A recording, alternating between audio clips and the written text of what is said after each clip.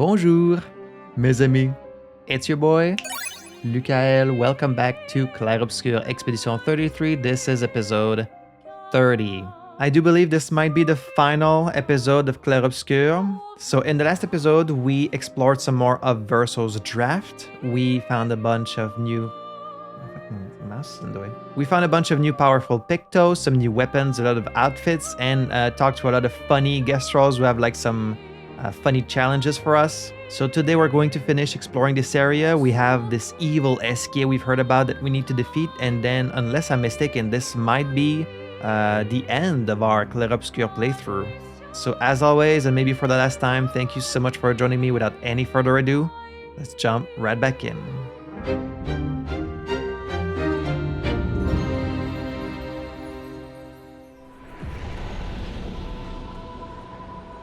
Here we are in the Endless Tower because yesterday I did a stream on the channel. For you guys, that would have been like a week or 2 weeks ago. I don't really know, but we did a stream where we fought the Chromatic Lampmaster and also Clair Unleashed. And it was a very long stream. Thank you to everyone who tuned in. We did manage to defeat the Lampmaster right at the end. And then funnily enough, I couldn't defeat Clair on the stream, but I tried it again right after finishing the stream, and I did beat her on like that first new attempt. Mostly thanks to Mael's build with Shalium, where she gets a lot of shields on parry, so I was able to see her attacks enough times where I was able to learn the pattern and then parry them, and I managed to defeat her. And it gave us the Climb weapon, I think. Damage can be reduced, blocked, or absorbed by elemental affinities. Another real sword deals like damage on any damage dealt with skills.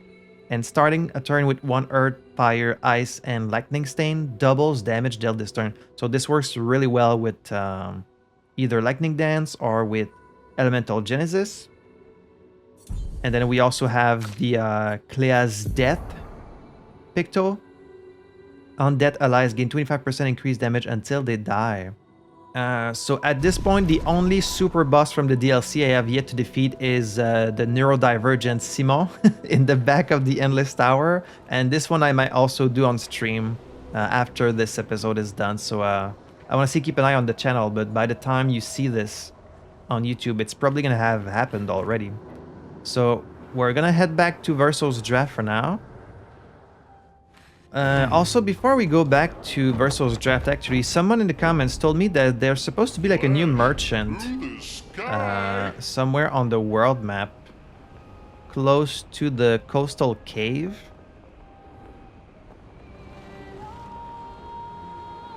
Was that boat there before? Maybe they added the boat to let you know that there's nothing in the game that indicates that...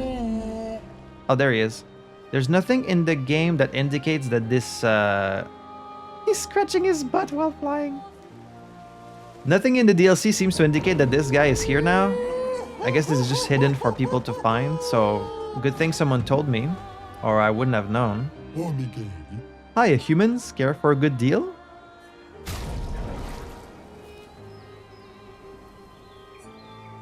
Oh, geez. A chic outfit for everyone.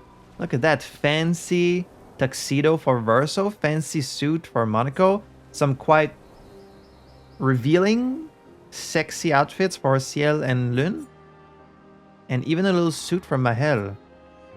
Bun braid, long double bun for all the girls, and chic. Does he get a little mustache? Oh my god. Okay, we have to try all of these. These do look like DLC outfits for sure.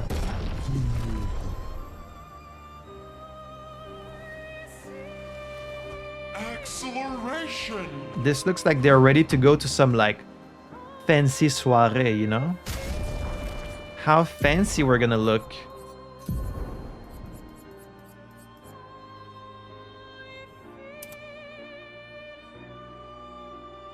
God dang. Look how muscular Ciel's thighs look.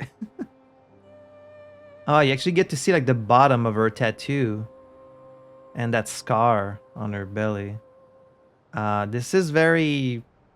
Okay. I see you, Ciel. And then long double bun. Huh.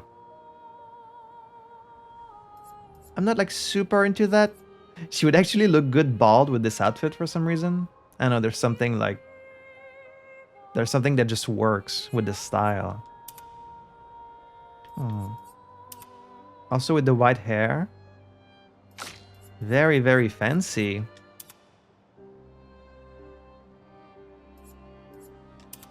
Long double bun. Shall we go with the white hair on Lune as well?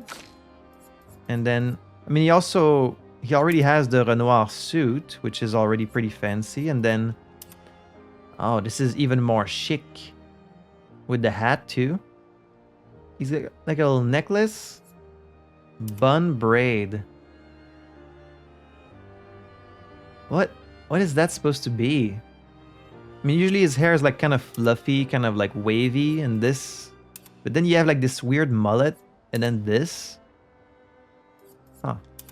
I mean, I think this is meant to be worn with the hat, really. And then chic. Look at that little fancy outfit. How cute. She also gets the long double bun, but come on. This is meant to be worn with a hat. And even the fancy... Oh, he's got the monocle. A monocle for Monaco. How about that? That's part of the outfit. It's not part of the head. Oh my god. He's got a little hat and a little mustache. That's amazing. Amazing. We get the girls in sexy outfits and everyone else in like these fancy suits. All right. Damn. Here we go. This is the kind of outfits you would more get in like a mod. I'm surprised they added that in the actual game. Like, it feels like a DLC outfit, but it's been added for free, so... Thank you, Sandfall. Now we're looking nice and elegant to finish exploring the drafts. A style that completely clashes with the aesthetic of this place. Damn, the whole back is revealed too.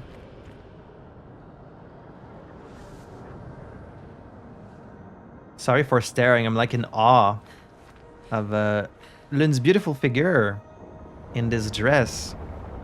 Showing some back, showing some thigh. She does have some shoes at least. So there's that. But these outfits completely clash with the vibe of this place, you know? Which is so childlike. Instead we have these very mature, kind of elegant outfits. That's just wrong. Alright, let's travel back to...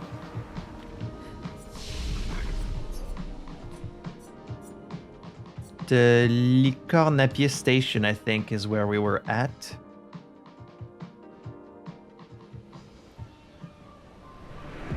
Yes.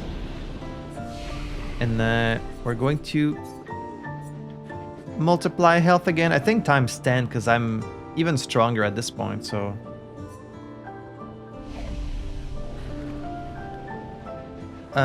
is there any more to this specific place? I know I wanted to go back down there.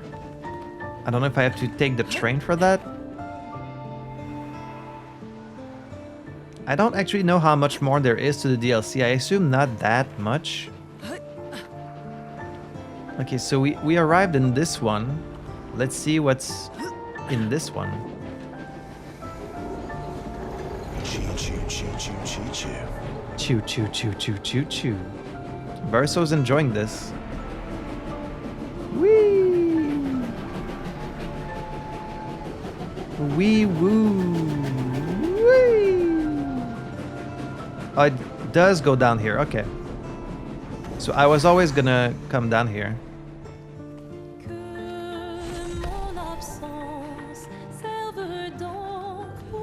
There's the cake. Okay, not really a cake, just a pile of blocks with candles. I will paint our end.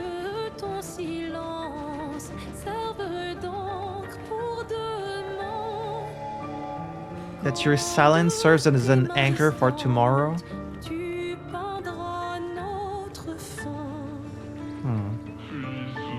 Hey, so I'm at the biggest hurdle of my life. I'm in desperate need of help. This door. I can't seem to find a way to open it. There is no distinguishable lock, the handles are too high up. Only these dreadful looking eyes. I have been examining this door for so long now, please help me. I will try. Hello? Would you open, please? Maybe if you ask, have you tried asking it nicely? Oh, well, there you go. Did you try just pushing it? How did you open the door? I just pushed it open.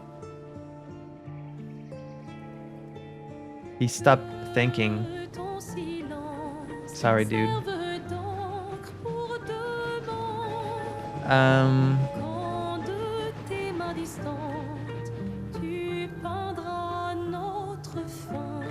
Okay, I thought maybe there would be more behind these doors, but I guess it was just that, like, mini-boss and then that's it.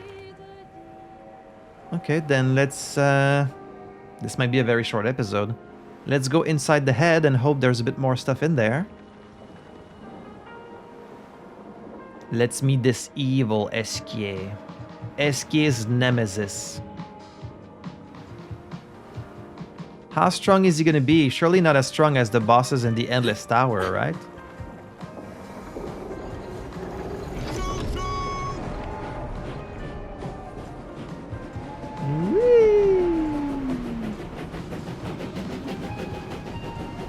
Oh yeah, you can see the spikes.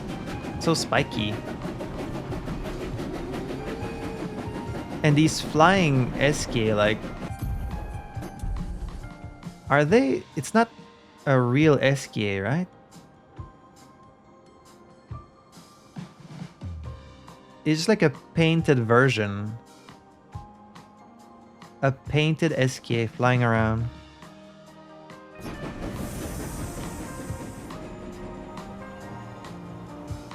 Look at all these spikes. So, where are we headed? Just inside this big head.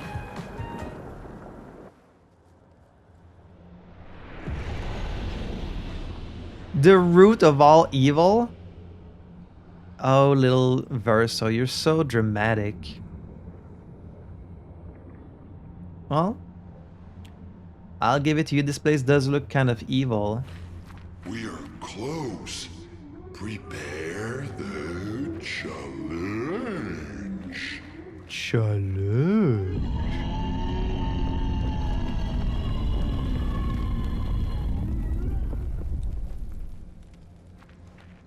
Lukael, you remember how to summon him? I think I do. There's a summon method. Can we explore all this, or is that just... Okay, no, I think it's a straight path. I mean, this place looks very nice. It looks kind of evil, but it's also quite colorful. All these weird, like, tendrils and... The design of these areas is so chaotic. Like, it doesn't look like someone, like a human made it, you know? It looks... too chaotic to be man-made. You've got little mushrooms, some flowers, but even the flowers are little lollipops.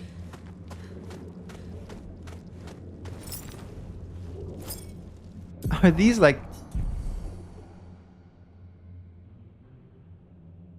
They're Esquie statues blowing fire. How ominous.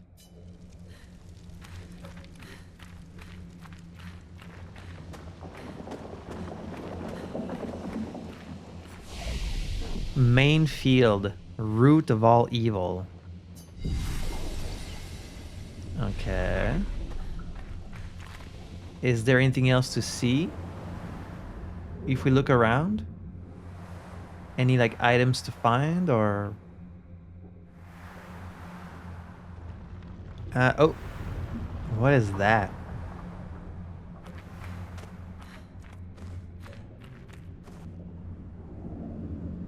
Like some kind of teddy bear, but made of rock.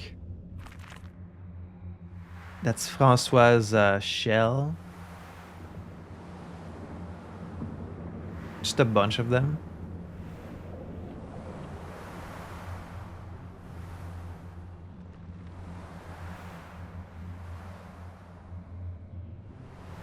A lot of Francois shells. Are you saying that Francois is evil? If he comes from the root of all evil, then isn't that what that kind of implies? Okay, so just another huge empty area with nothing. Alright, let's try and summon this guy.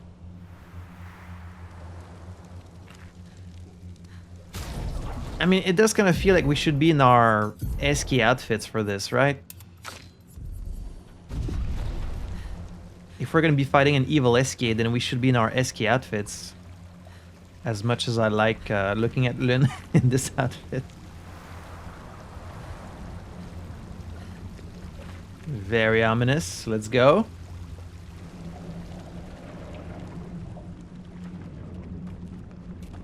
There's Esquie with us.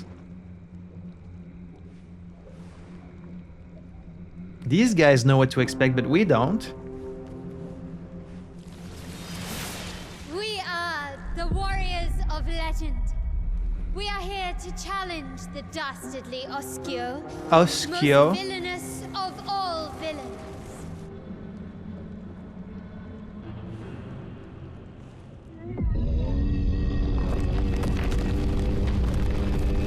The evil Esquie is called Osquio. He's very big.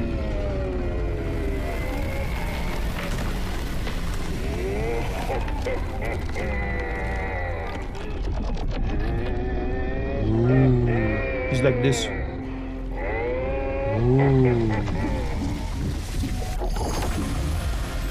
He's got a championship belt.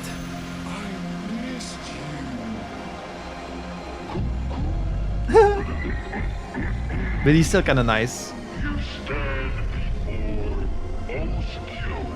He's got a bunch of spikes.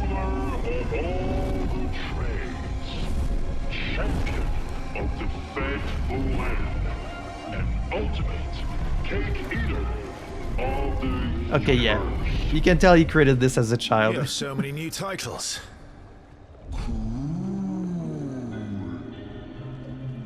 But why were you upside down in the water? Holding my breath. For as long as possible, my record is 5,000 years.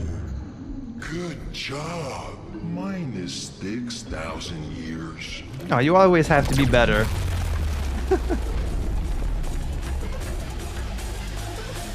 Wow, that did not even scratch him.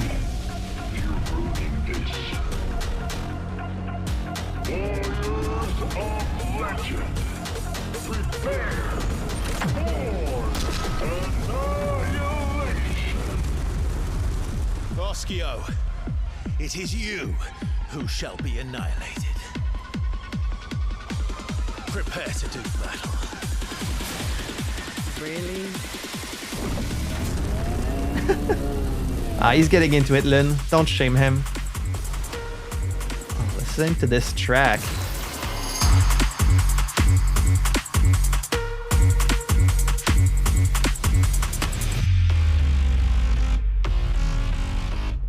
They went like the techno route.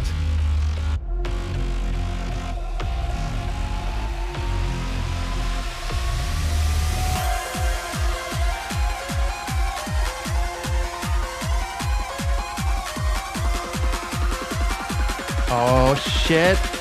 The beat's gonna drop.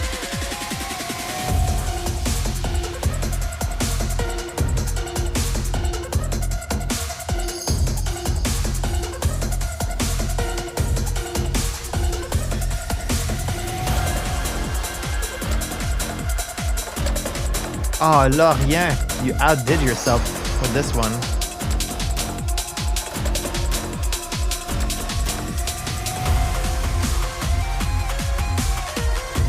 is so good.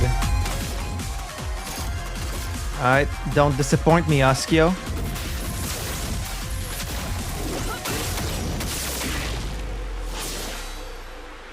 Double damage this turn.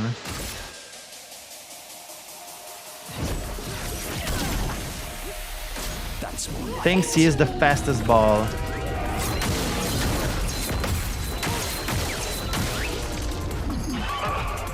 Quite fast.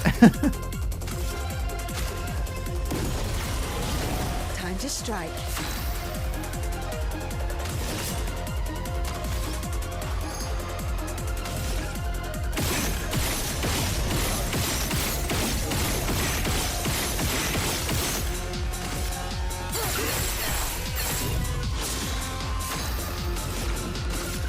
I did give him times 10 the HP, which might be overkill, but we'll see. Chroma is flowing.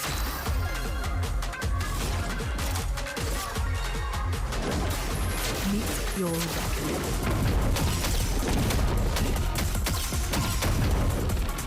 A bit of violence, yes.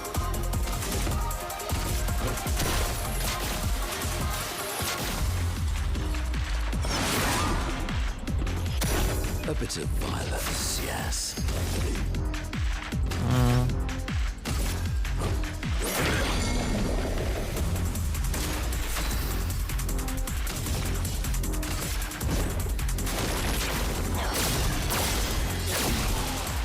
Show me what you can do, Osquio.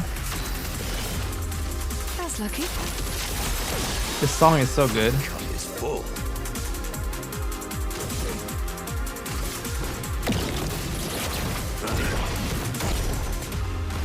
We're overdue for some mayhem.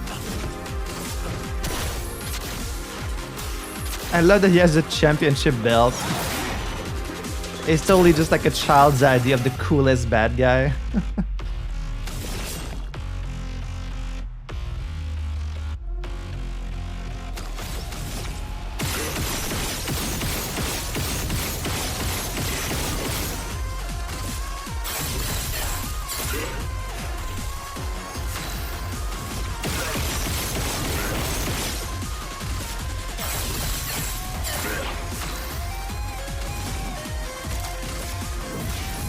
Elements converge.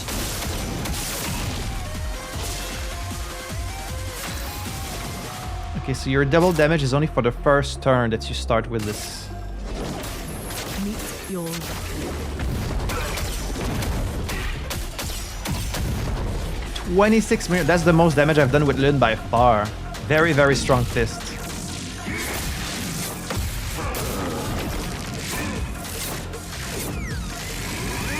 He has very, very strong fist and he's very, very fast.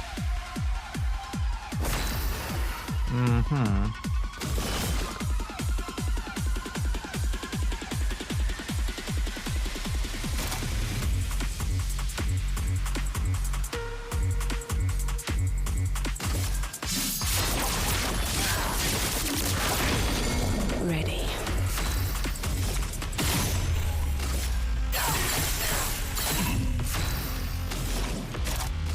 A brilliant light.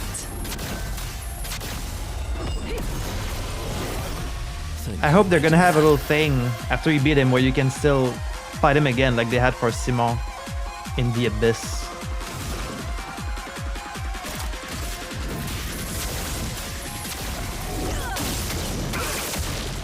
My cup is full.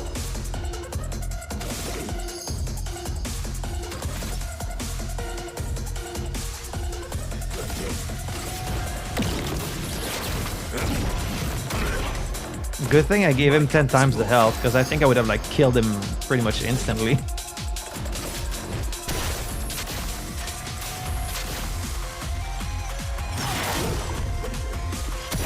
Ready. This specific little sound in the song gives it that kind of like video game, like classic feel, you know? Just a very good song all around.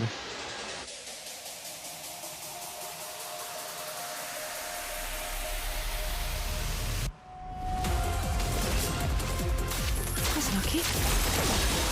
Ready.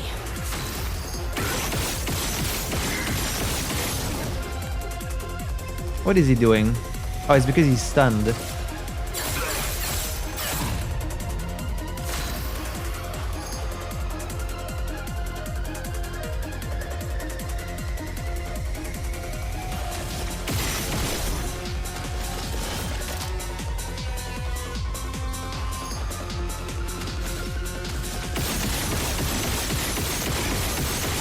Machine gun ciel.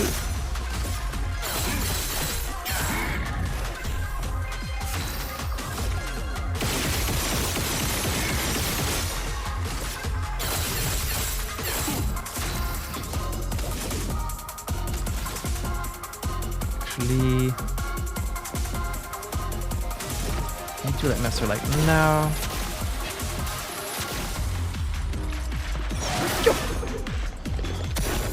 Then do his thing after, so I can boost him with Ciel next time.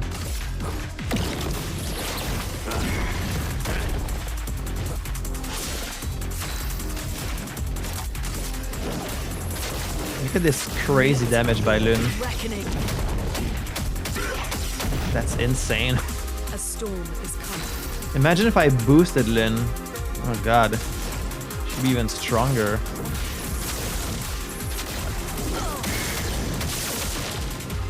Take cover. Is flying gracefully.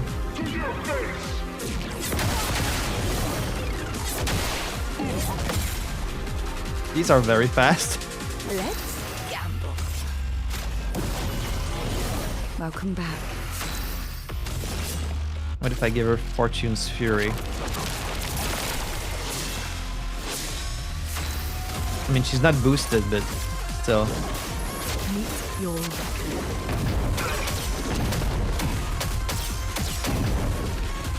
34 million.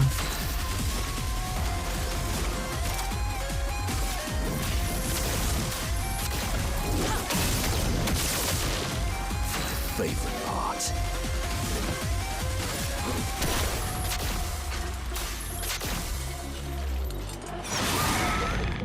$10 million.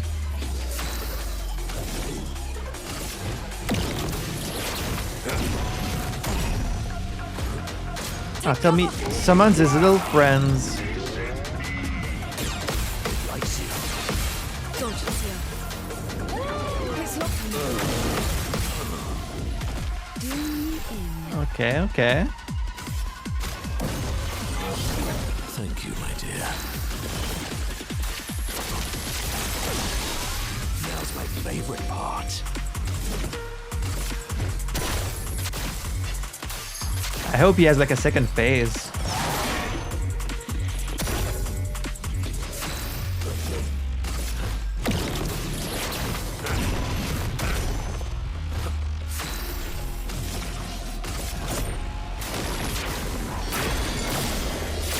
Oh my love.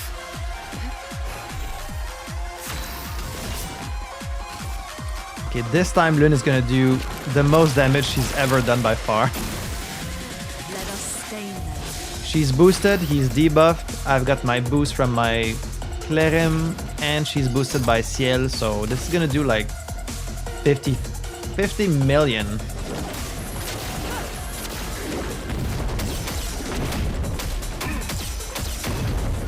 Nearly 45 million damage. Holy crap. And she's not even fully optimized. Like, the ceiling of the damage you can actually do in this game is crazy. I've seen people mention like that they've done billions of damage. It's crazy. You can really break this game, but I mean, you're breaking it as intended. That's why it's fun.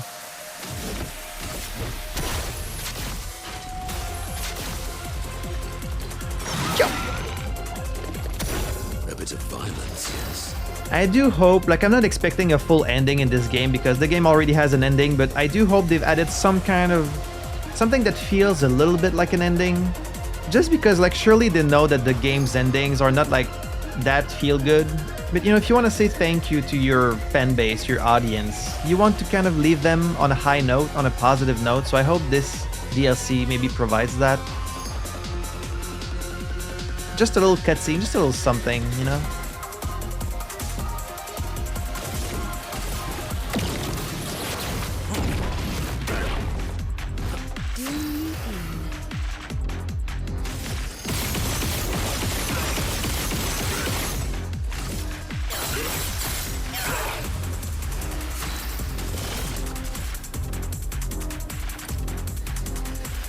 Show me what you can do. Time to bleed.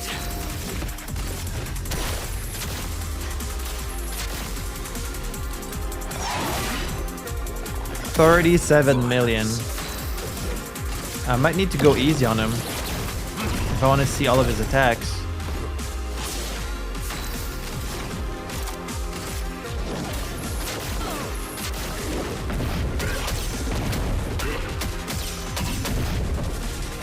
Let the ink flow. Okay, let's just do like regular attacks from now on.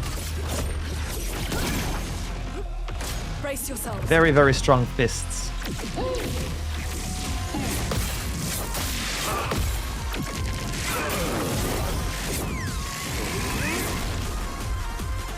I would need to see them many times.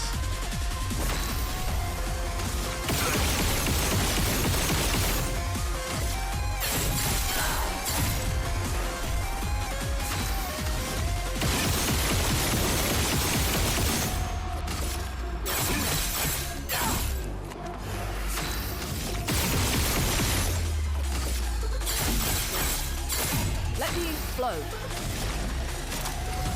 A brilliant light. You don't get to die yet.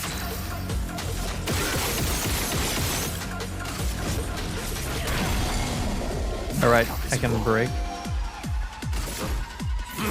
It's like I don't want to kill it. Because killing it means this DLC is gonna end and then the game's gonna be over. It's like, I don't want the game to be over. Ready. Deal me in.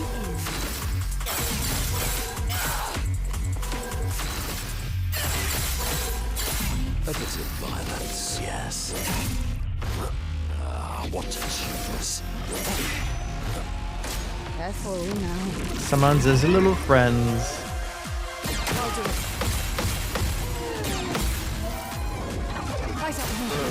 Danger! The elements dance.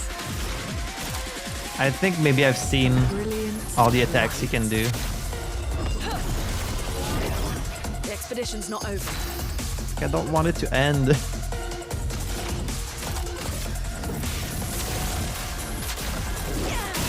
Maybe he has a second phase. A bit of violence, yes.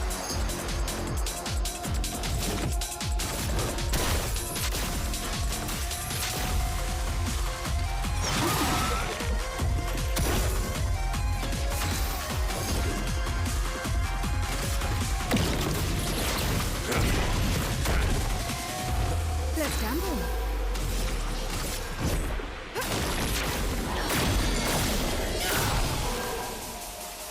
Well, well.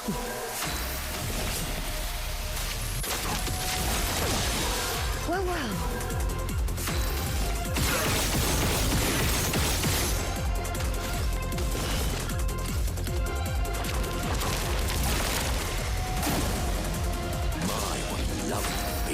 This is gonna hurt.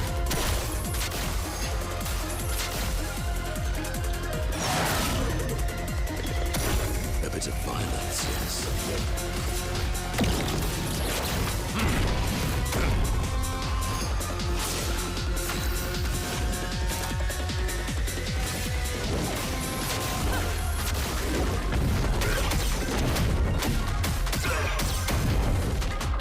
A storm is coming.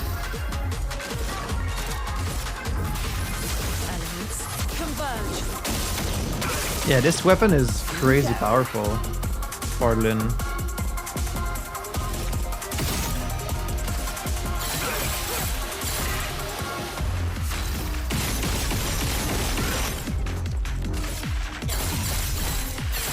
My cup is full.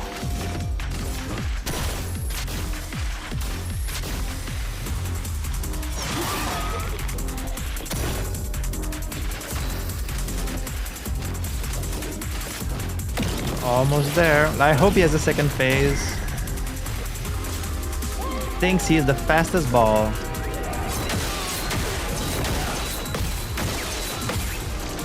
And you really have to know these moves.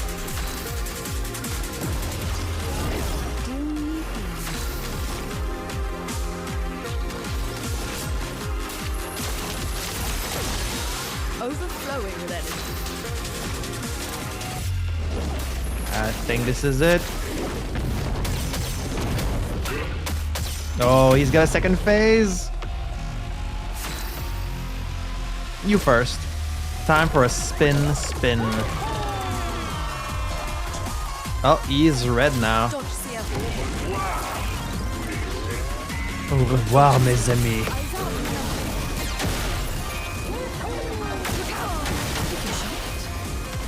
Oh, he applied Barba Papa. Ah. Okay. Maybe I don't need to go easy on you.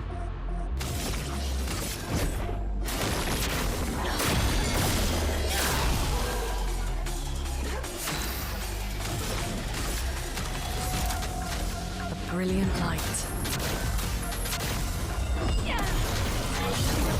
Let us stain them. Elements converge. The Barba Papa. I'll just use it even though it's not gonna do anything.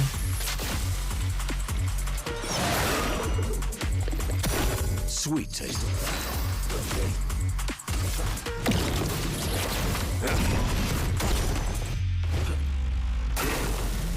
Full deck.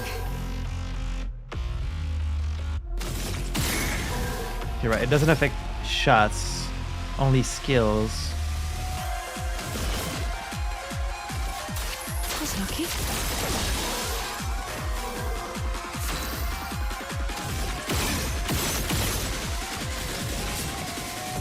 Show me what you can do.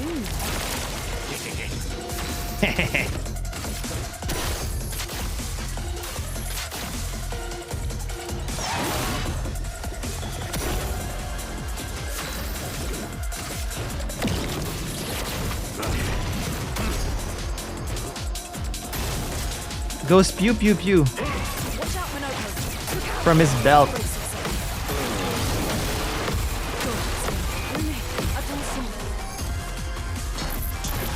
Oh, and the last one. Good thing Ciel survived. Full deck.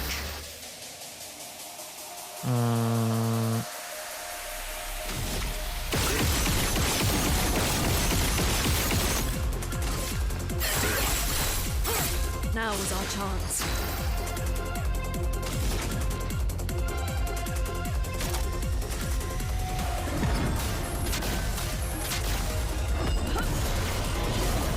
A storm is I mean, it makes sense that his attacks would include like a new mechanic that's been added in the DLC with the Barba Papa.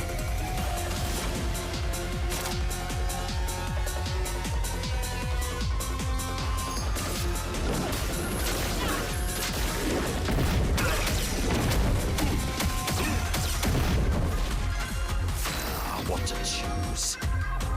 Still got the two Barba Papa here. Then let's do Création Void. That's gonna be multiple hits.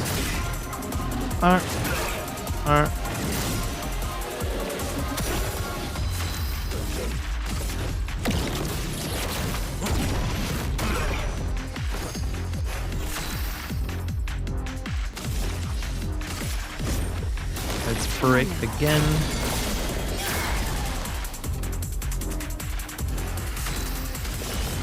That's lucky.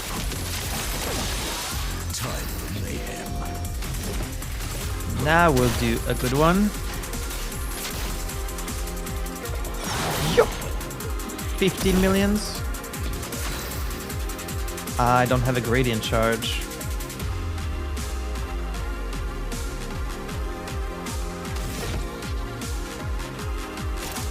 Let's give Lynn some shields. Don't want her to die. Bam, bam, bam, bam, bam, bam, bam, bam, bam, bam.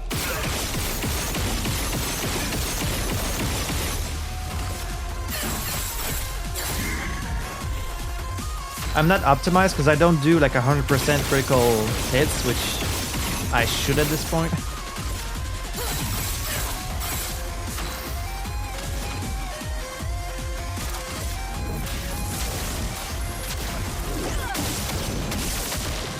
A storm is coming.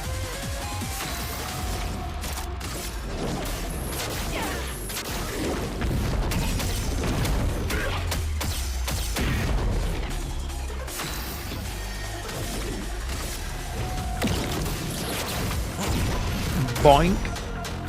A bit of violence, yes.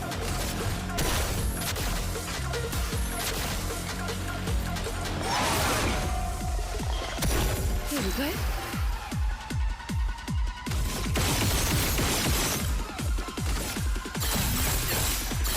Deal me in. Could go for like an ant slice.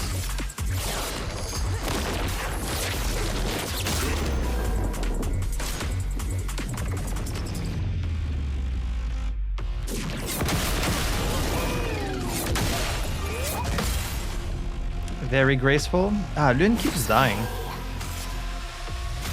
I only have 6 revives left. Full deck.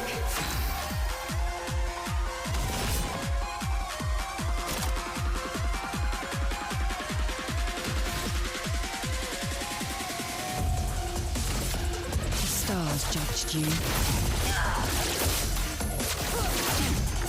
Just getting rid of my Barbapapa. Elements converge. Let us stain them. Meet your reckoning. I could also just do Lightning Dance. I wonder which one would do most damage. My favorite part.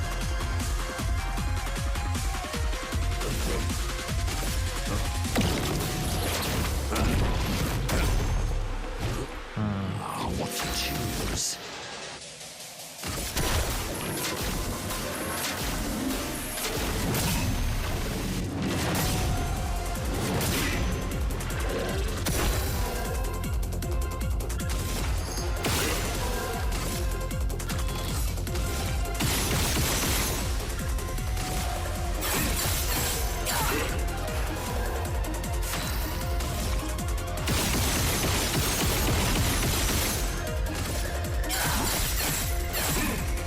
Your turn.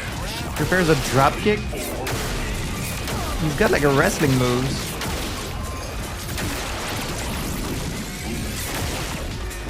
Okay, that was a lot.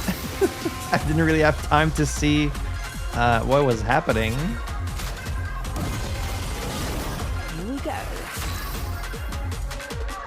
Good thing we've got these shields.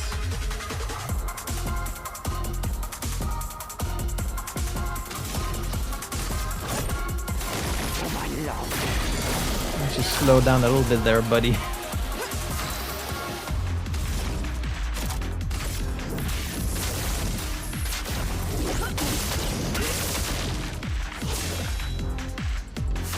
What if I do Lightning Dance? Oh, but I need to revive. Oh well. We'll do it next time. Lightning dance. Okay, that's less than the Genesis. Okay. Okay, Shadowbringer should use the Barbapapa, right? Yes, it did. Okay, that's a good way of getting rid of it.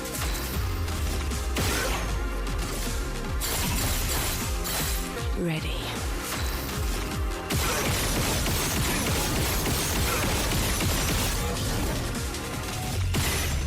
Actually, I was gonna delay him, but I just used all my AP.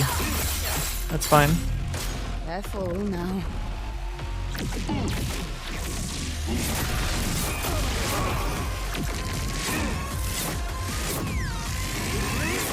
Okay, this only attacks one person.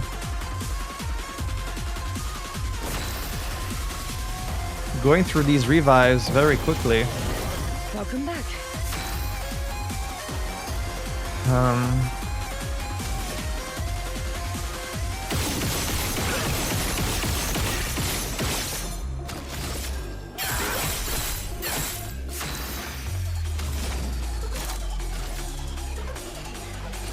Wait, how come a rebirth costs 0? Because I'm consuming lightning, huh? Did not even know that. A brilliant light. Well, I'm embarrassed. Don't be embarrassed. Monaco, this is a tough enemy. This is the most evil, most powerful of the universe.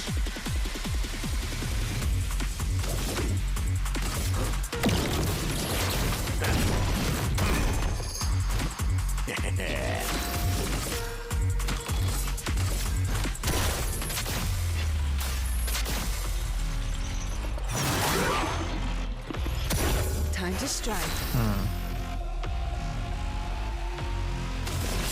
That's lucky. Deal me in. No, you don't. A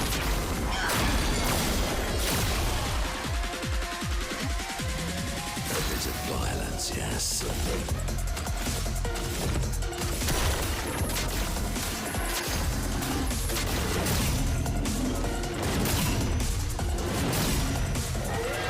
Time to bleed.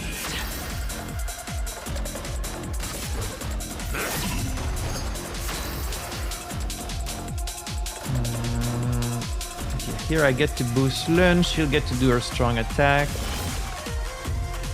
So then let me just do regular attack. Deal me in. Oh yeah, I couldn't mark it. And then you would take even more damage. Show me what you can Like do. this is gonna hurt. Now's our chance. This is really gonna hurt.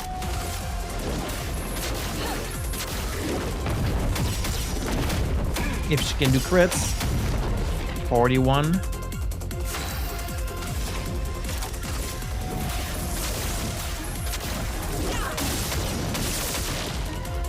It likes you.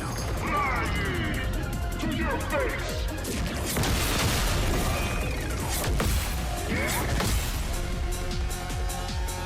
It's always gonna be Lun that dies, so I have to use an item every time. God damn it.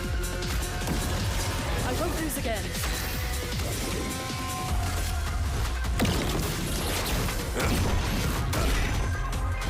A storm is coming.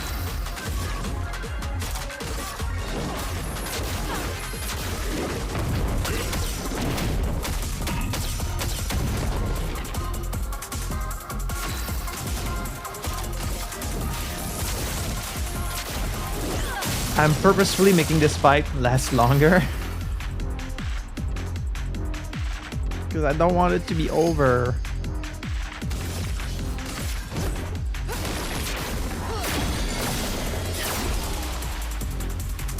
Ready. He's even got like this shiny red eyes. Do I win this championship belt? When I defeat you, technically I'll be the champion, right? Ciel is so fast, she plays like 3 times in a row.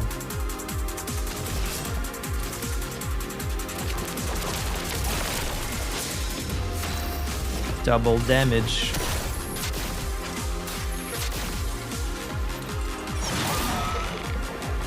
$39 million.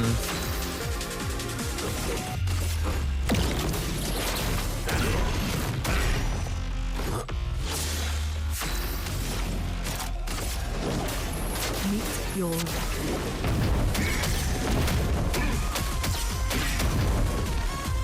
Let us stain them. Elements converge.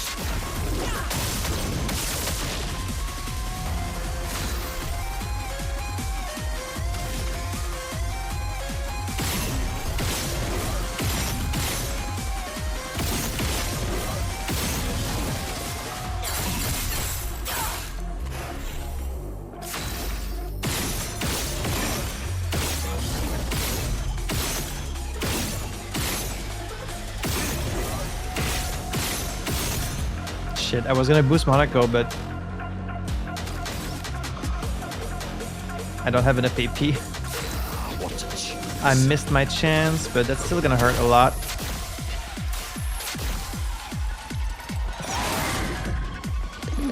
Less than I thought.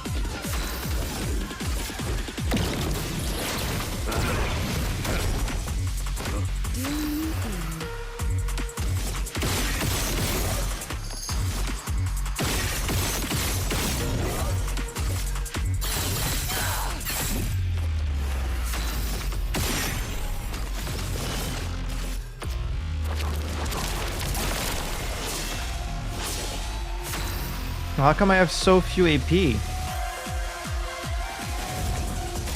I have like no AP. Just gonna skip my turn. Your turn to dance. As very, very strong fists.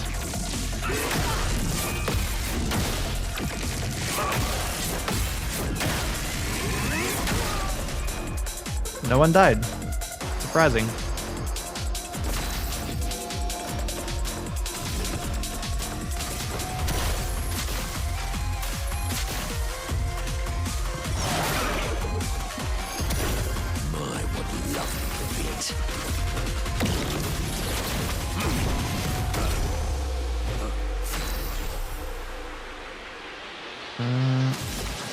Let's get rid of this. Ba, ba, ba, ba.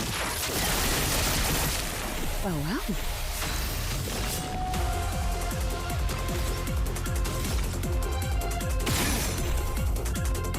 I'm going to mark.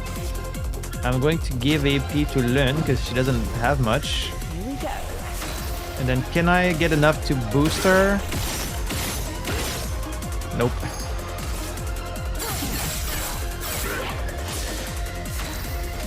Alright, Lynn, this is all you. Meet your reckoning. Can you imagine if he has like a third phase?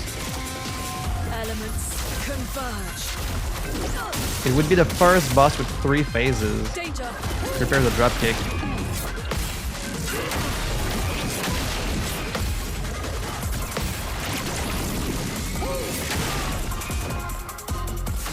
What to choose?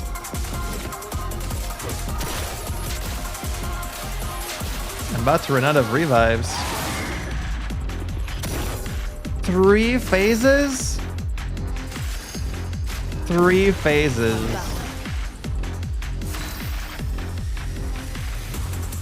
I'm not crazy, right? He wasn't taking damage?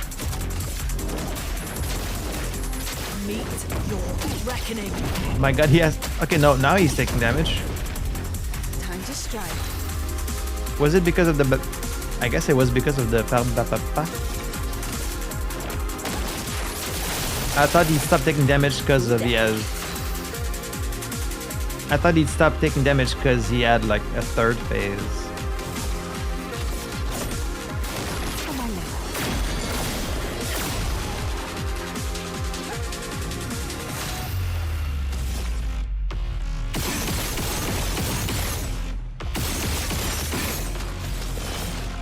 Shit.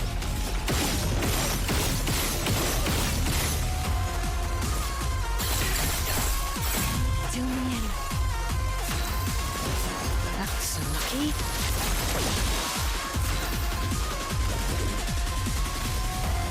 No points.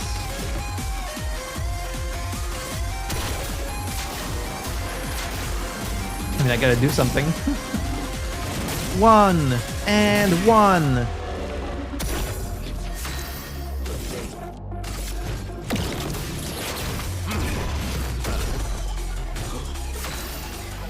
Lynn might Elements finish him off. converge. Oh yeah, I think she will. If you have a third phase. He does. Try me. Decides to destroy the world. Bye bye.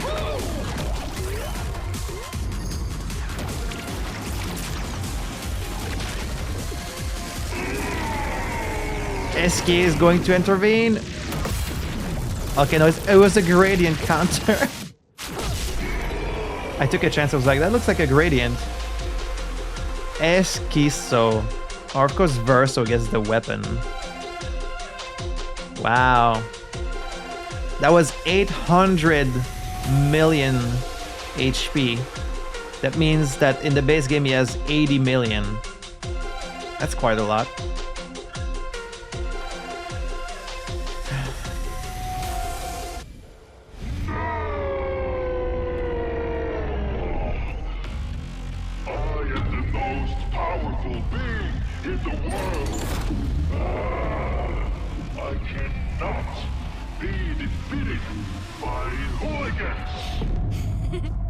Hooligans.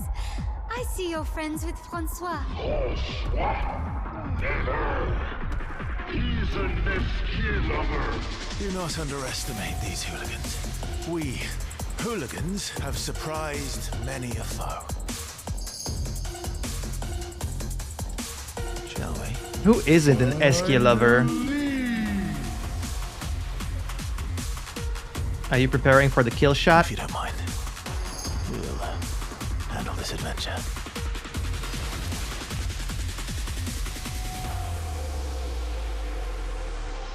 I guess it's your draft.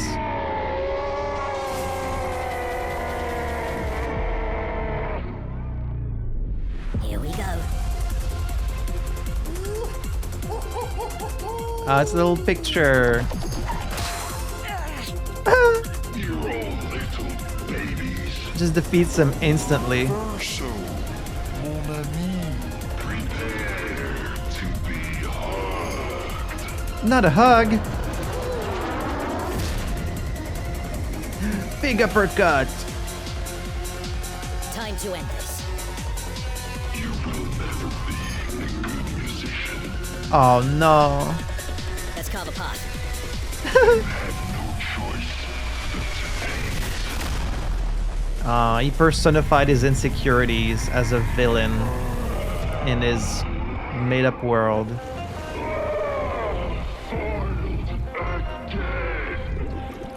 But I'll get you next time. I'll get you next time, Gadget. Next time. But you were only able to create him because you were painting, see?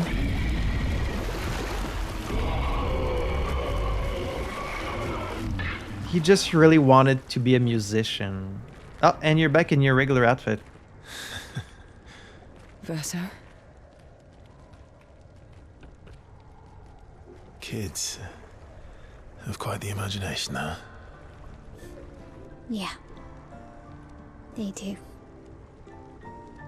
Au revoir, Osquio. What are you doing, Monaco? For the fun adventure. What the fuck? You can't do that to Esquie. That was fun. Just give him the fucking middle finger. Like Terminator style going down the fucking... That's amazing. I'm glad I got to experience that for myself. Yeah, I guess you never really did, huh? That was all the other Verso. Speak of the devil. Thank you.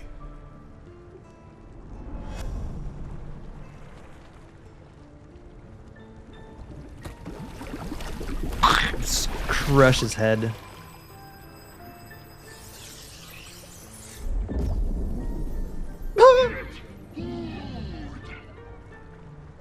What is that?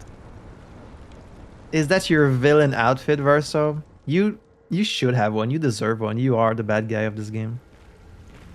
Oh my lord.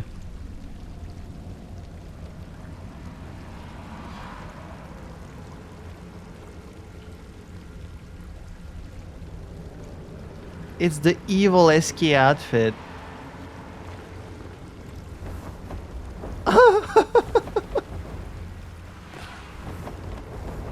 He gets to fly around like Esquie.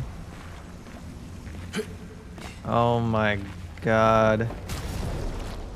He's so shiny. What is that? Osquio? Osquio. And the head, the mullet with the black eyeliner.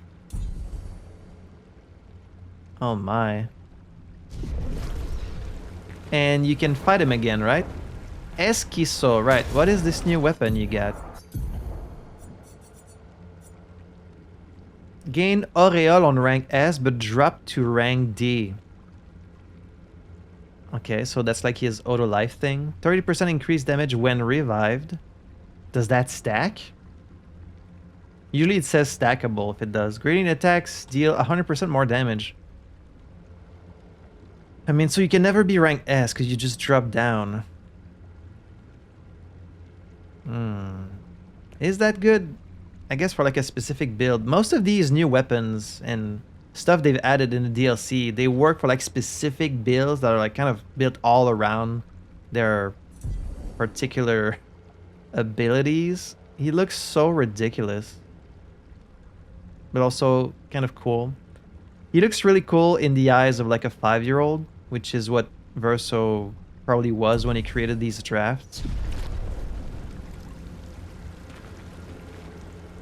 The remain of Osquio's chroma. Do you wish to fight Osquio again? I'm glad they added that. No.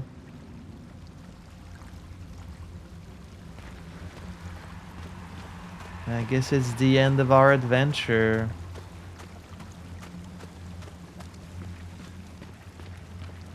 Oh, there's a merchant over there. Look at him flying around. And he's got like trails of rainbows and he's leaving money. He's leaving trails of money and rainbows. Oh my god. So ridiculous. Hello. So get out of here, Verso. I did not recognize your authority. Hello?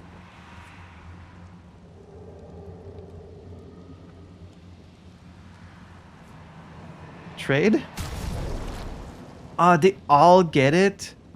Oh my god. Osquio, Mael, Lune, Ciel, Monaco. And they have like the evil makeup and... Well, we're getting those for sure.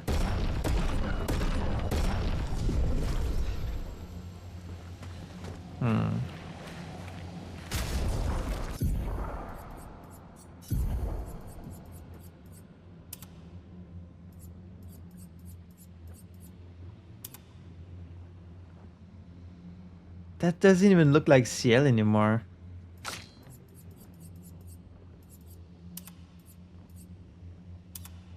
Oh wow, she's got like the violet in her hair. That's kind of cool. She's still got the little skirt. Oh, she's got like the 2-color hair. It's kind of Harley Quinn-esque. Got like the red side and the black side. That's cool. And even you get it with all the spikes. Look at the evil mask. Oh, he's got like a little Osquio mask in the middle of his mask. And like the fluffy wavy hair. Oh my.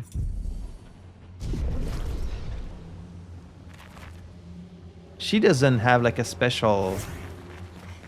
Okay, so only Verso gets to fly around with rainbows.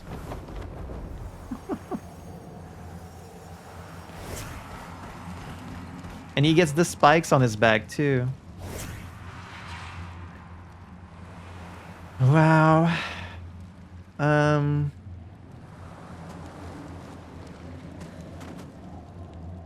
Is there anything else to see? Like you get this big area here with all the Francois shells.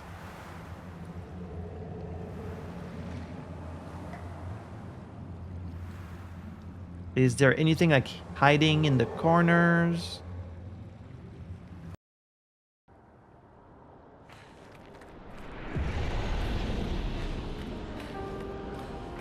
I guess all we can do is leave.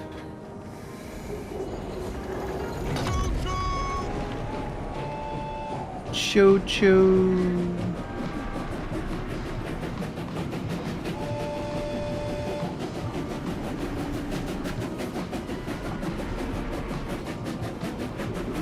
I wonder if there's anything else. Like, did I miss anything?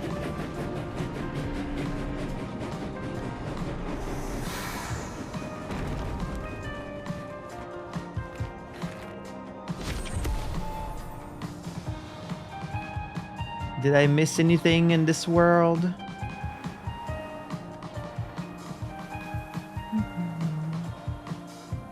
I'm just looking around, see if I can find anything else that I might have missed.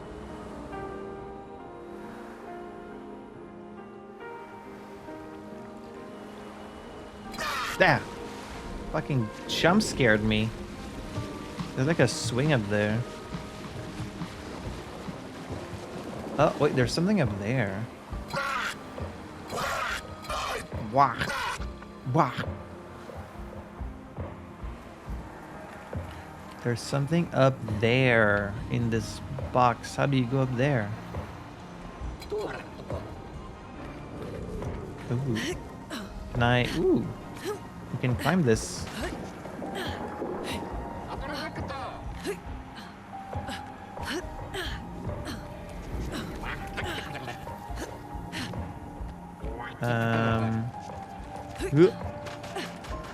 Oh yeah, this is totally meant as a path. But then how do you get all the way there?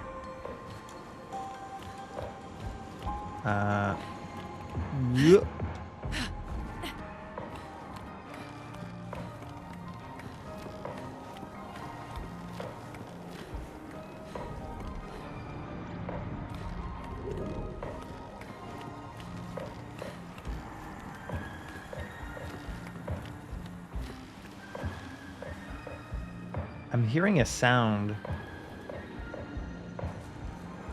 Maybe it's just in the music.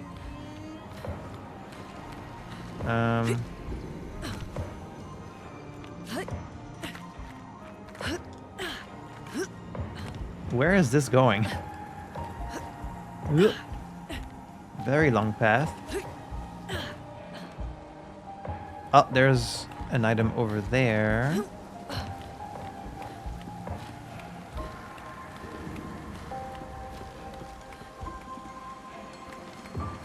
Aha. Don't miss your jump. Ooh. What have we here? Gradient overcharge. On turn start, consume 3 gradient charges to deal 200% more damage this turn.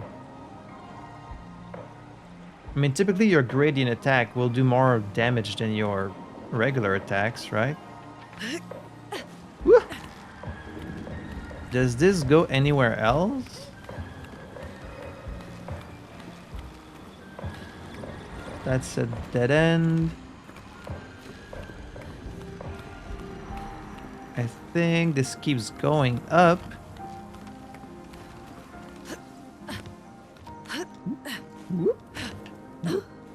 Aha. What is hiding up there?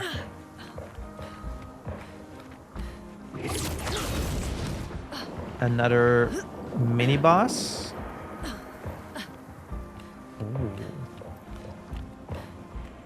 Oh.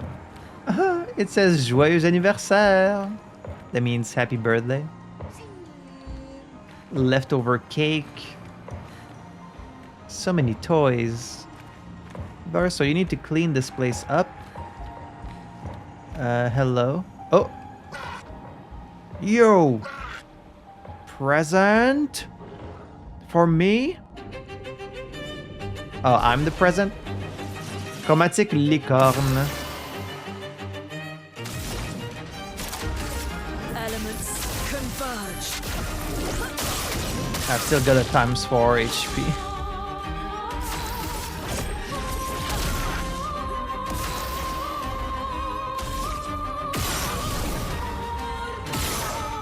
I thought this was Lynn for a second because of the long black hair. Oh, shit.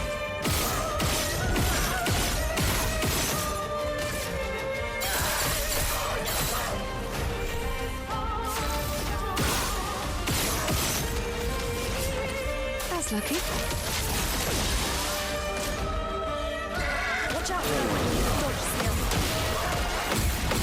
I'm ready. These are very fast.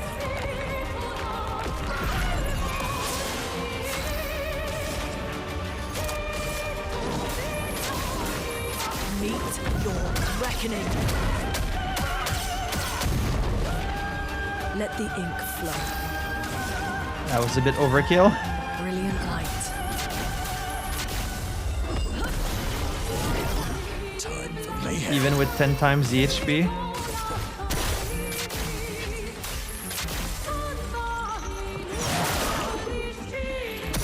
Full deck.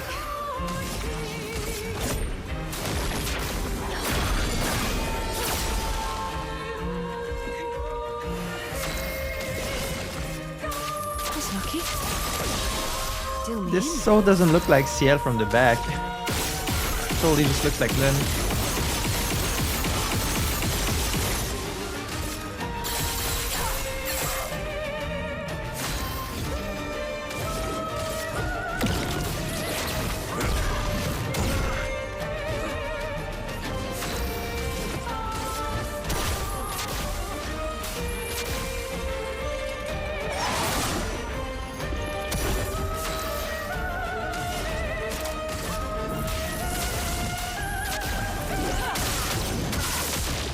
Let us stay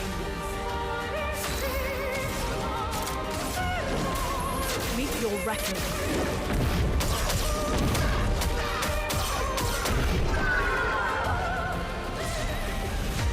Licorum. Oh, even 10 times the HP was not enough to save this guy. Oh no, I killed it too fast. I didn't get to see all its attacks. Licorum. Each successive skill hit deals 10 times more damage. 10% more damage. First hit of a skill applies mark. That's good. Second hit of a skill and following hits don't consume mark. So this is all about moves that hit multiple times. I mean, she has a few. I'm thinking of Burning Canvas. The Void thing that hits everyone. She doesn't have that many, though. I mean, that's interesting.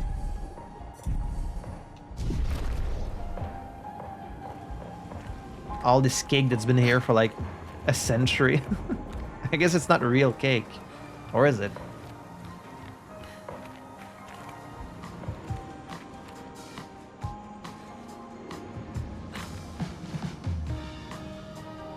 Oh, this is a paint cage. I didn't notice that.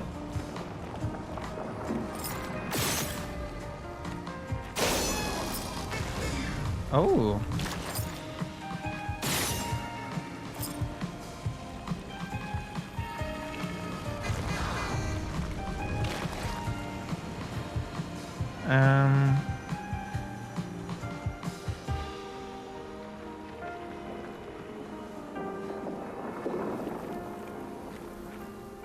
It's probably nearby.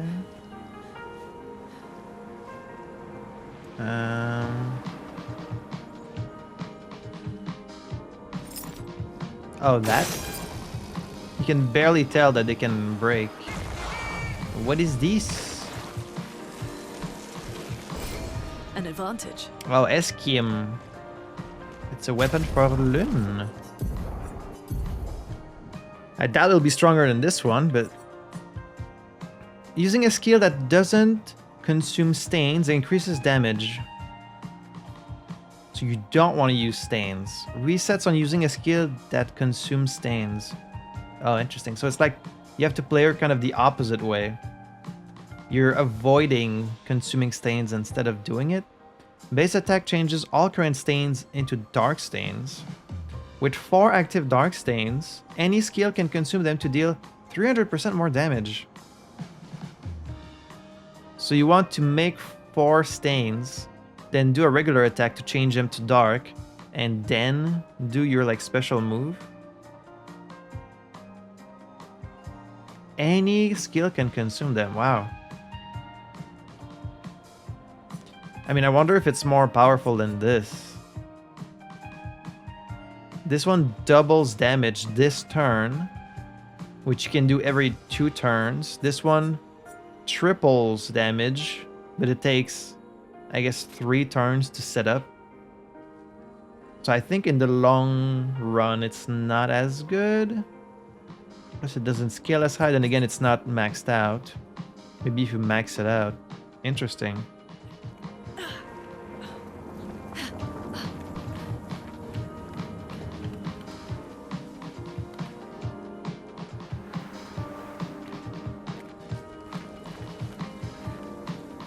As I'm noticing, the song kind of says ooh wee woo in it. That's probably intentional. Woo wee woo.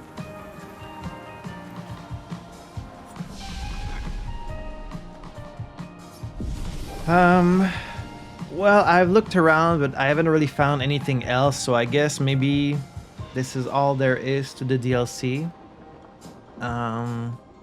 This is gonna be a kind of short episode. I could try defeating Simon again, maybe.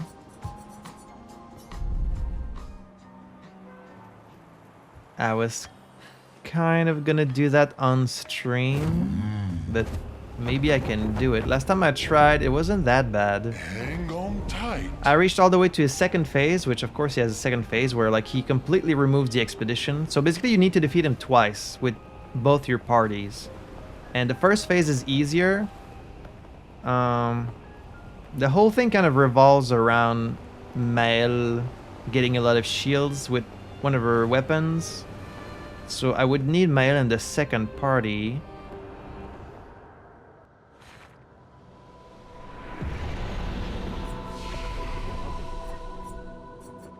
So let's bring this back down to 0.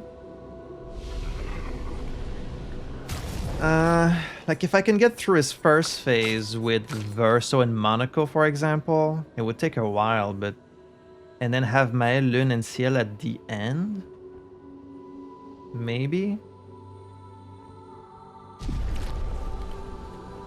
I could try it, see how it goes, and if I can't really do it in a timely manner, then I'll just do it on stream. But at least you guys will get to see it. I wish I defeated Clair on stream, or like during an episode, because at the end of these bosses, you get this really cool cinematic finish. They're really cool animations where each member of the party gets to play a role, and the one with the Landmaster especially was really cool because Lune charges up this giant spirit bomb, like this giant ball of fire that's boosted by Ciel, and then like just pushes it onto the Landmaster like it was Frieza. And the one with Claire was also really cool. I mean, I could just show it to you here by finding it on YouTube, but if you haven't defeated them yet, I feel like it's a good reward for defeating these battles, so I don't want to spoil it for you. Just try and defeat them. You know, they're definitely very difficult, but with the right build, and if you try them enough times where you can recognize the animations, especially with Clea and the Duelist. Landmaster, it's more like an endurance run, but you know, they're all defeatable if you try, including this guy. So we're gonna have to defeat him with Verso and Monaco at first. I might fail like the opening attack a few times, but let's see how it goes.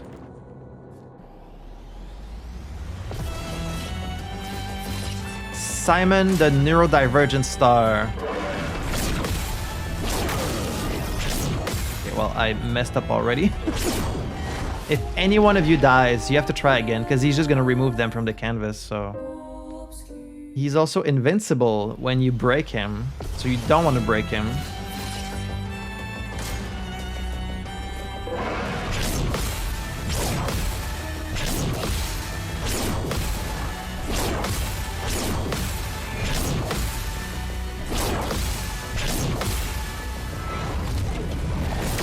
And you definitely want to block that, because that kills the whole expedition.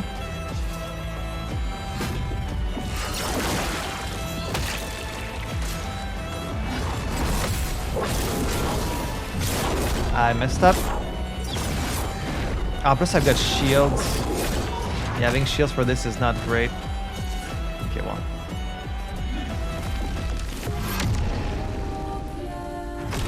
Maybe I should have Lune in this first party. And then just Ciel and Mael in the second party.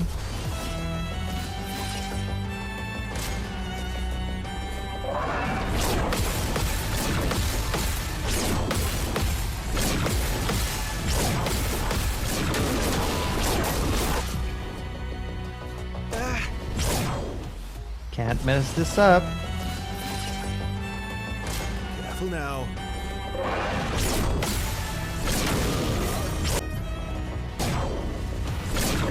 At least his first attack typically is only the one attack. He doesn't have the beams.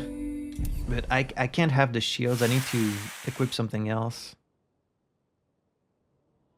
Like, this is it. This is the ultimate opponent in this whole game. The strongest boss in the game. So you need to build your whole thing around this guy specifically. One eternity later. Alright, so I just spent a long time just rearranging my Pictos and Luminas based on what I need each of them to do. So let me just hide myself here. Here's the Pictos I have equipped on all of them.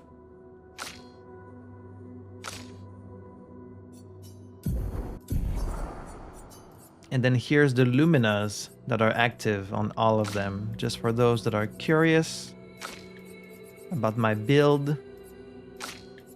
Basically no shields for anyone except Mael. Mael is my tank in this, thanks to her weapon. She can gain shields while parrying. Simon, everyone else is just going to be parrying, trying to survive, and trying to do as much damage as possible in as short a time as possible. So the idea here is to have Verso and Monaco do as much damage in the first phase as possible, and then for the girls to finish him off as fast as possible in the second phase. But for this I need to survive the first phase, and we'll have to do that without shields, so that means can't make a single mistake. We have to be flawless.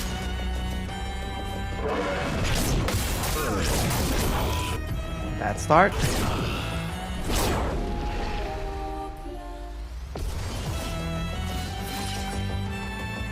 Oh, really?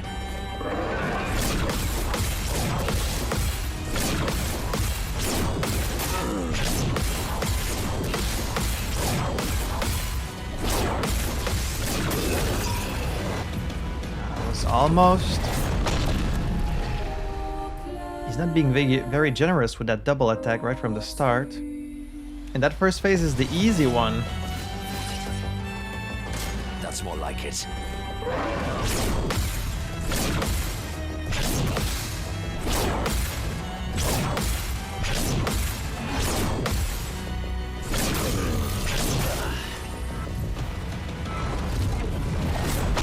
Oh, Monaco has very little health right now. Maybe I should give him like a Picto to have more health. But no, I don't want to get hit, like not once. I have to be flawless. That's the goal. To feel like I've really earned this victory, that's what I need to do. Ready.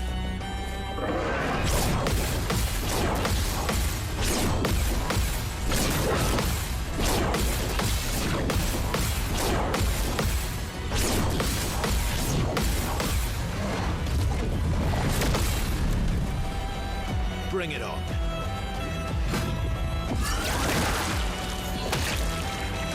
Your turn to dance.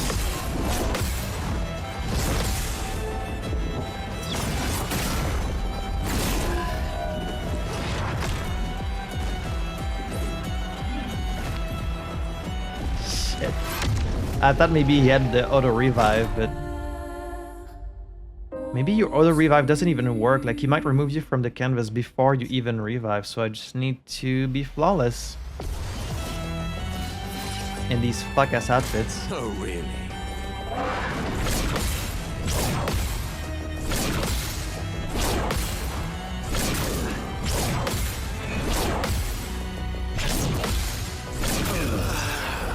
You can pretty much just listen to the sound, but you have to be very, very fast. If I can at least reach the second phase, that would be nice. And not embarrass myself. Foolish move.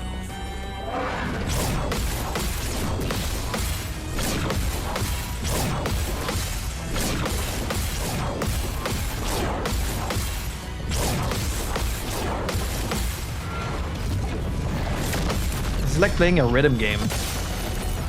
Pretty much. Bring it on.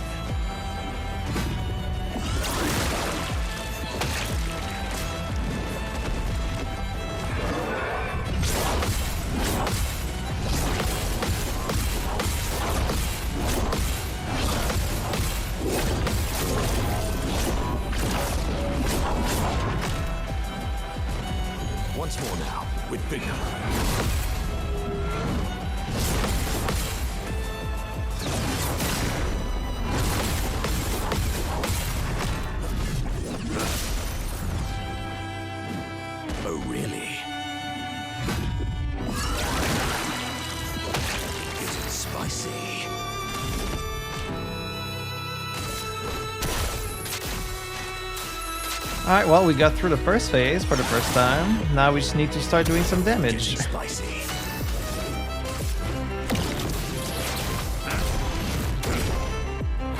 What lovely feet.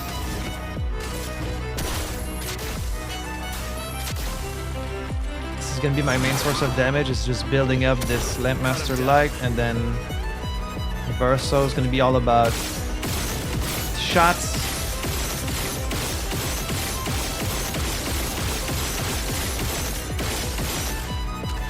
Shots, shots, shots. Not bad.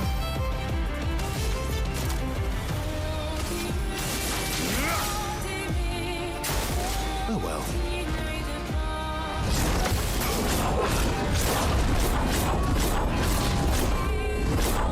Will I revive? Nope.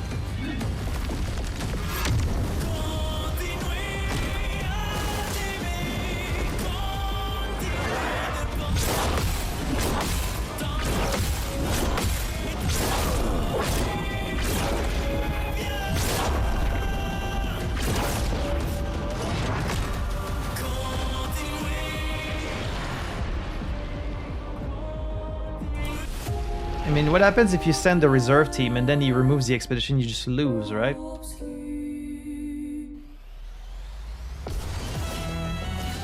I have to get used to the song.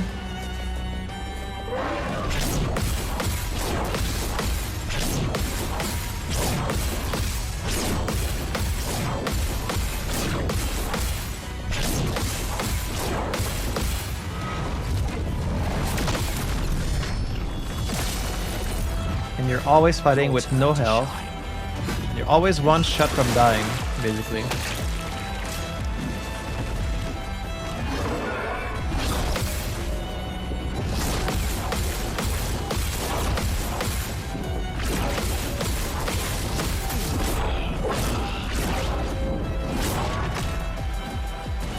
Foolish move.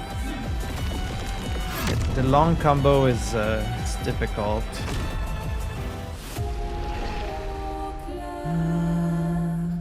Be easier if I was faster. Maybe I should have CLB in this team, but no, I need her in the second phase.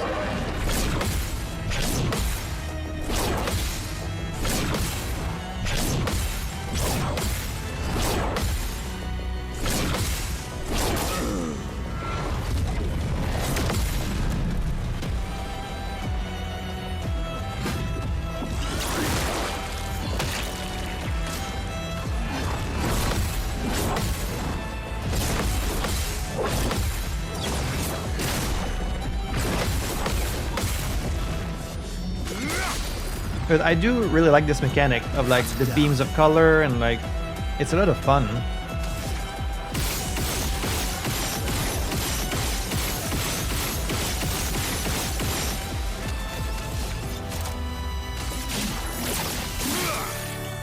I think I'll improvise.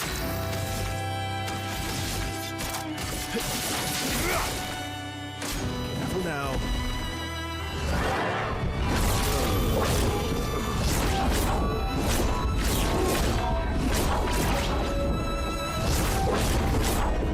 Like the end of his combo is where it gets weird. Having a bit too much fun, eh?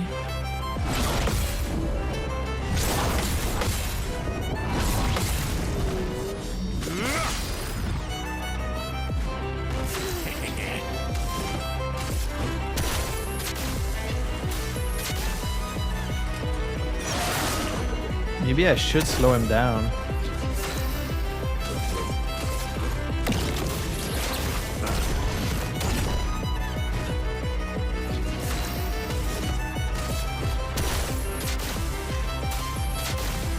And the fact you can't break him either. If only there was like a slowing shot. That's not a thing.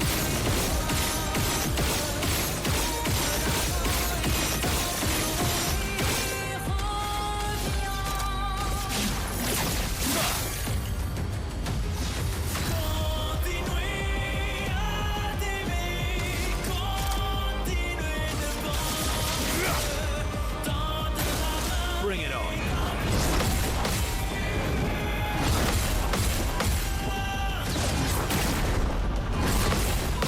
Obviously, this is the easiest one. I wish he would just do this one move. Yeah, I need to slow him down somehow. I need to have either Ciel or like give one of them slowing attack. Maybe I could give Verso slowing attack. Yeah, and greater slow.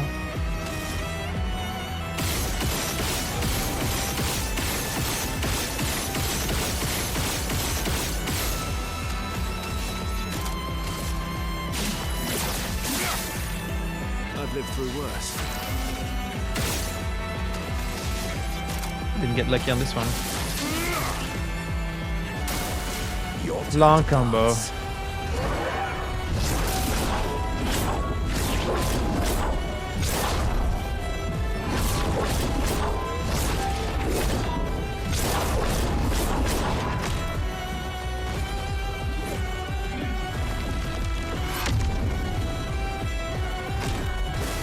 That's more like it.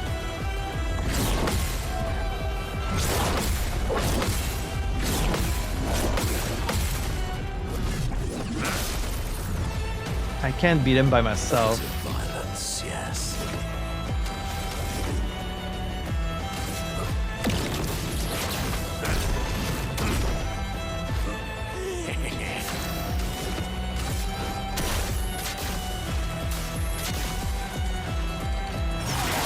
Plus, I'm not like boosted.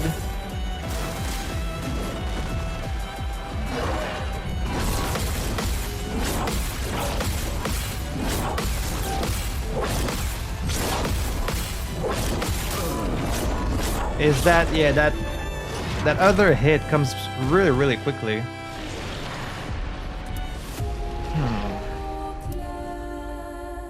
Maybe I should have Ciel or Lune in that first fight so I can like slow him down at least.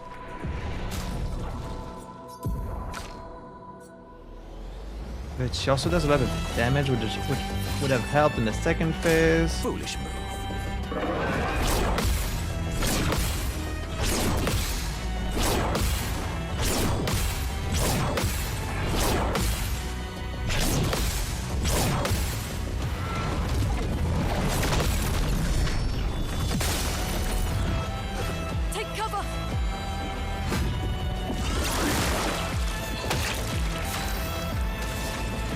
For my first trick, I will be slowing you down.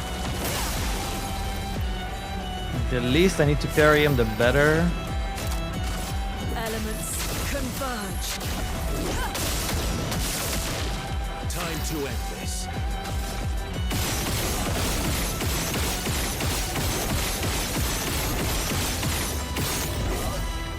I think this only stacks up to 10, but...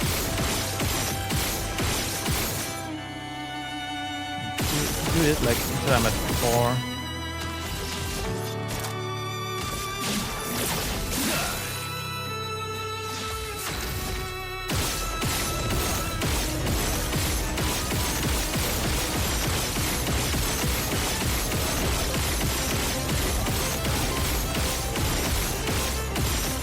That was a good one.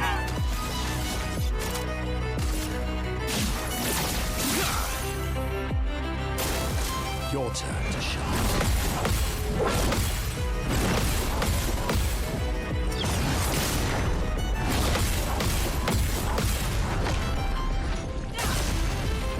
Not this time. Now's our chance. Okay, Lightning Dance or Genesis? I think Genesis Meet will your do more. rank.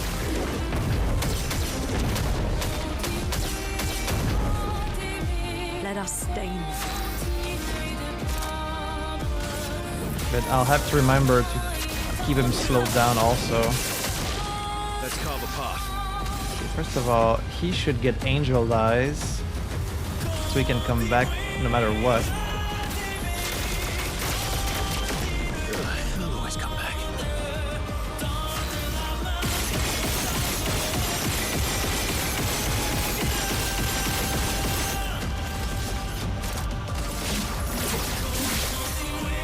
Now's my favorite part.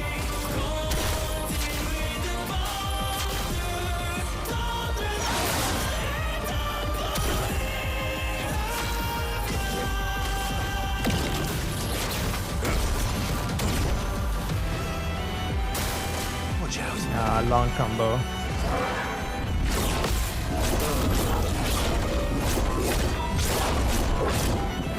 I think he's gonna remove him even though he doesn't play. I think they just get removed automatically as soon as they die. Oh, nope. That's more like it.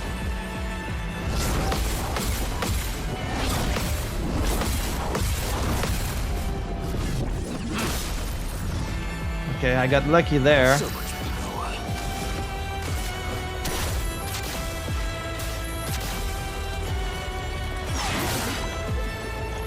Doesn't have enough for the shit. Okay, give Verso some AP then.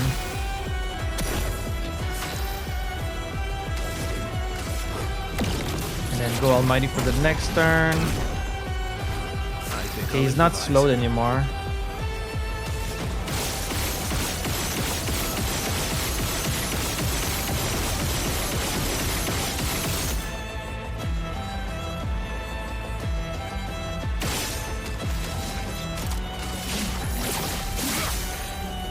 Manage.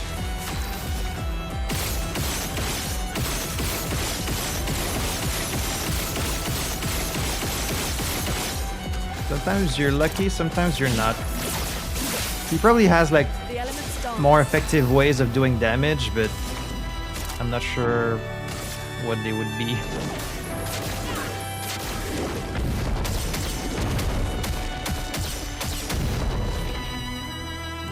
Okay. It's going pretty well. Feel the storm. The problem is like he's got that Sword of Lumiere attack in the second phase, and that's the one I haven't really had time to get used to.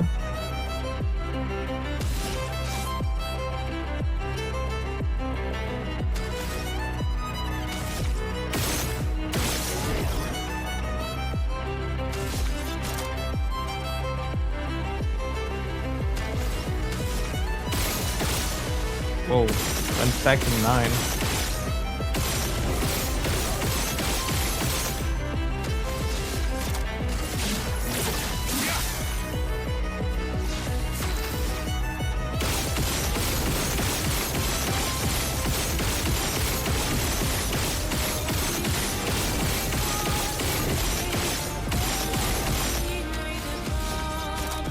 I mean, they do stack over time, like it ends up being quite a bit of damage.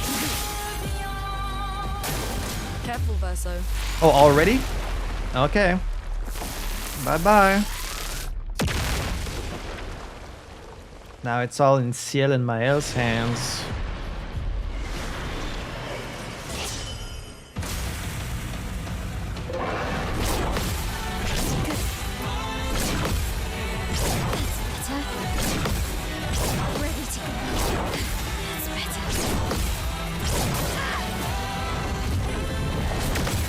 No, he's gonna remove Ciel.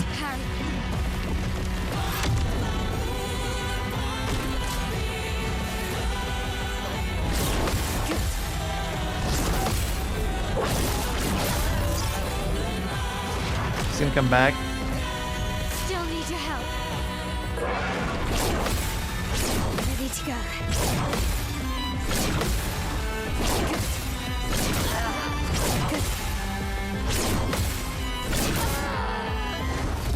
Ah, shit. I need time to at least get in defensive mode so I can start like getting shields. That was a good attempt. That was a good attempt. Watch out, Minoko.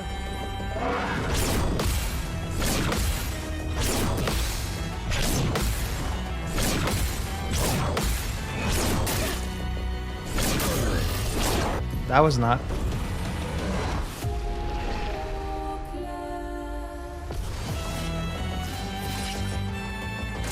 Foolish move.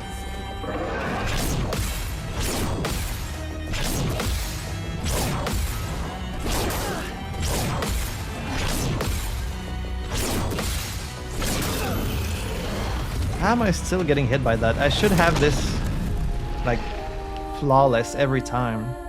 It's just I'm listening to the sound and sometimes it's a little bit faster. Actually, I'm going to like lower the music volume a little bit.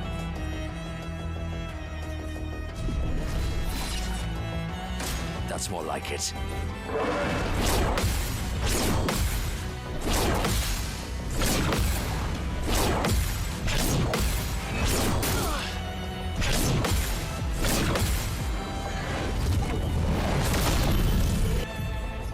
That was bad. If Mel had played first, then in the second phase, maybe she would act right away. That could be good.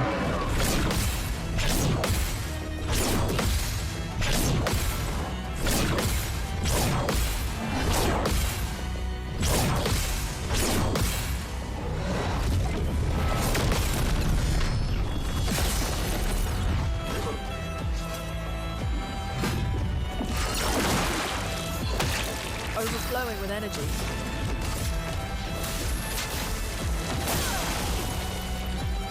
A storm is coming.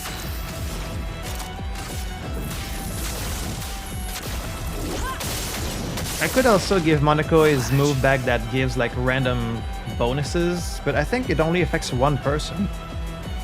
No, it affects everyone. I should give him that, because we need a way to get buffed. I mean, Verso buffs himself, but everyone else.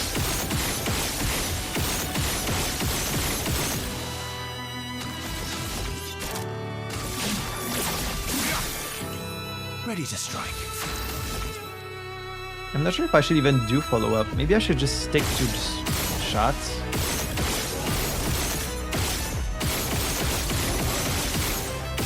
No, it does do quite a bit of damage.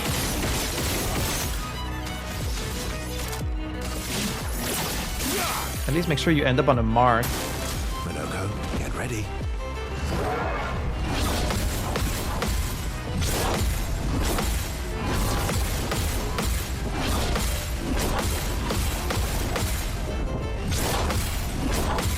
Oh, I got it. See, there was one that was messing me up right in the middle because he follows up like instantly.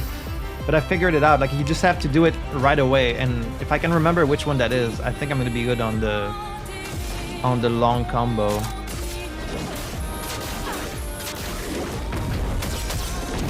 And you still have to really pay attention because a mistake is easily made, but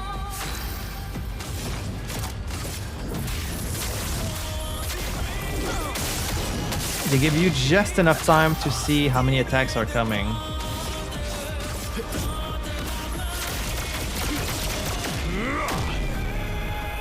I'll manage.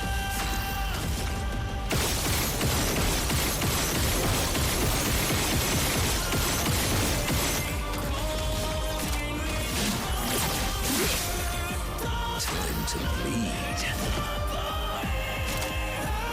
Yeah, I need to give him that buff move.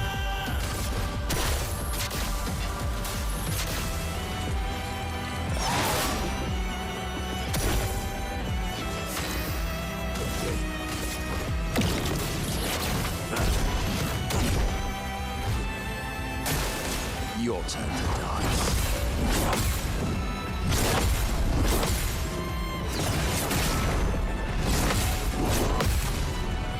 That was the flavor of the day, I see. He's really not that bad when you think about it. Like, Lovely beat. he's not that bad.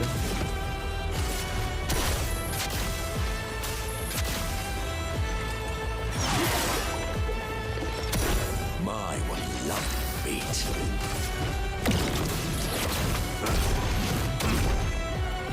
My turn. Well, I've got like nothing. Never mind. AP is quickly made.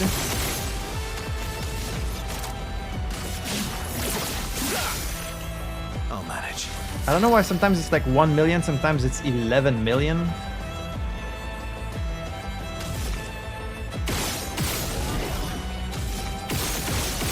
Not sure why that is.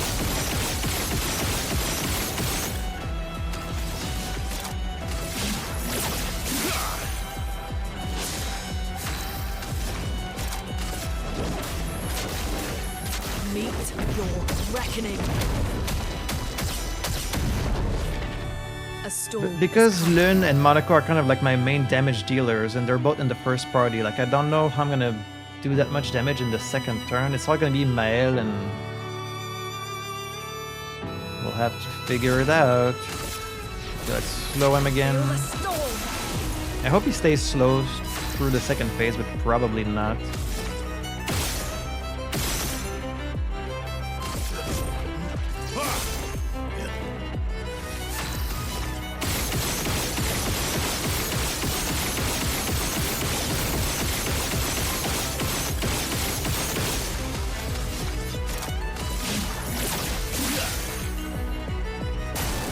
Oh, really?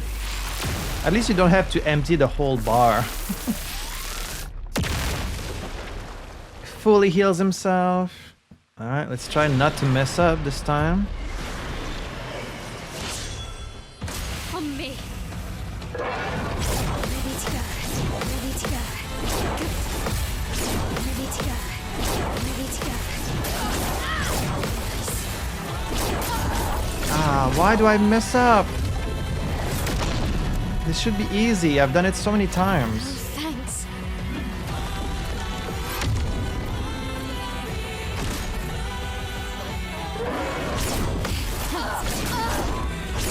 Damn it.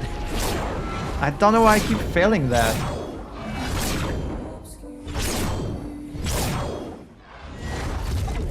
What if I gave her like act first? First try? Yeah, Lun has it. Okay, let's get Lun out of the first party. And then let's give Monaco back. Oh, Monaco could slow with this actually. And then give him the buff thing. A random buff. And then he could slow, but he would need greater slow. And greater slow costs 15. Okay, what 15 thing can I remove from him? Energizing parry. We're gonna have to take away the parry and give him greater slow. So he's gonna be slowing down Simon.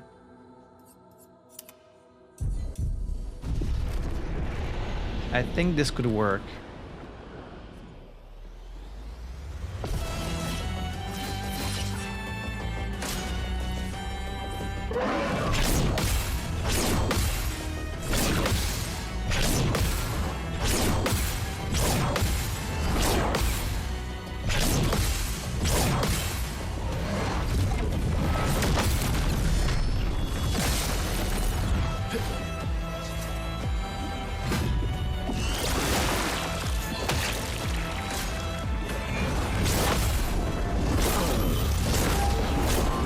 Okay.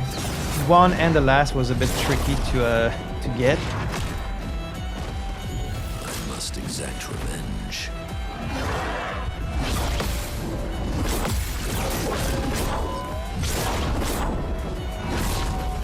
It's a bit tricky when it's just the first and the last. You have to wait a long time.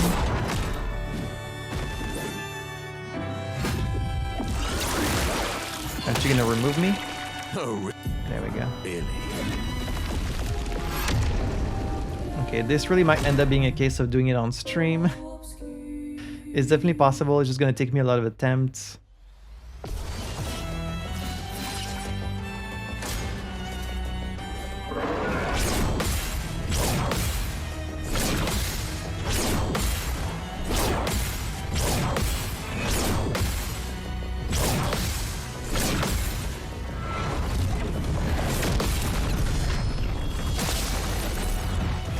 Bring it on.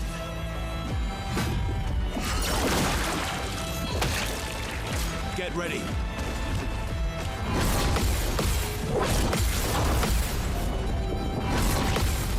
Okay, thank you for starting me easy. I've lived through worse.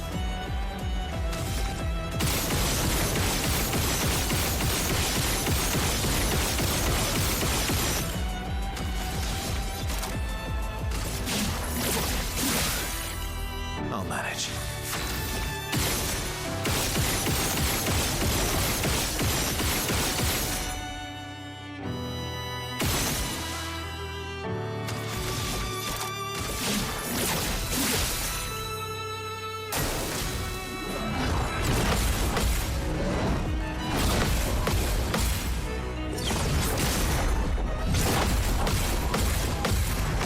Okay, again, that was easy, thank you.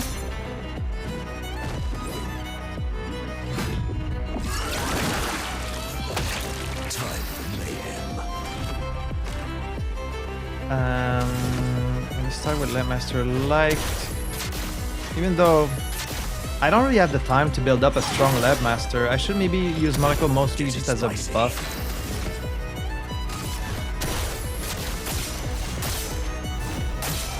Alright, slow them down. You do Angel's Eyes to make sure you come back. I think I'll improvise. Without Lyn here to do damage, it's gonna take much longer, but Verso can do quite a bit of damage.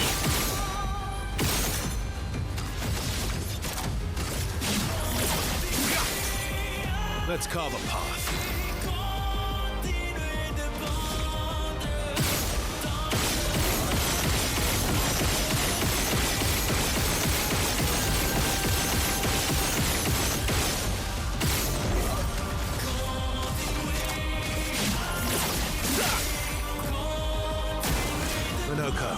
Get ready. Ah, messed it up right from the start.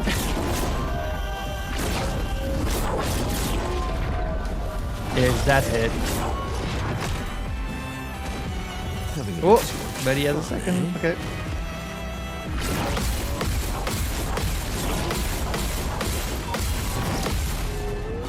That was close.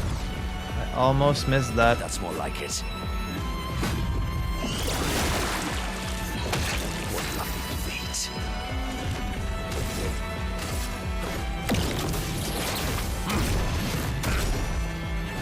From the bitter dregs.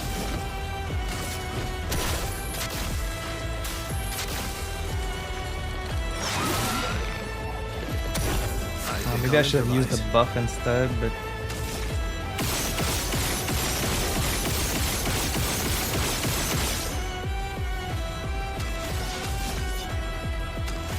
you just use them all.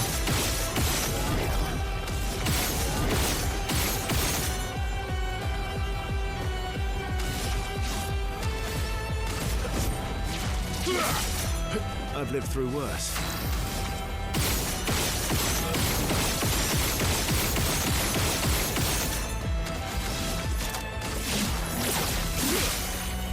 I'll manage. We're almost there. If we can just get there.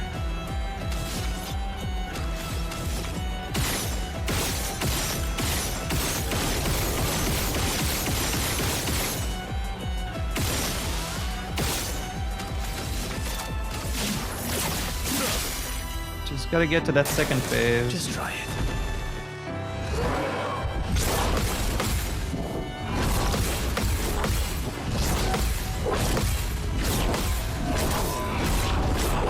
Ah, that was the fast one. But he can come back. Let's finish this. Yes.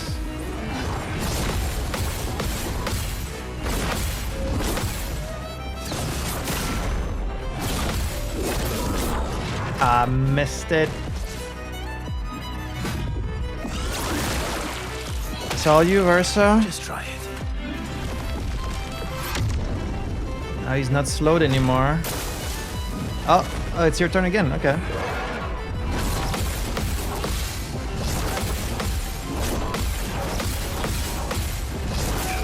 That was not the fast one. It's the next one. Do I still have my revive? I don't. So what happens if you kill him with like your reserve team? You just game over?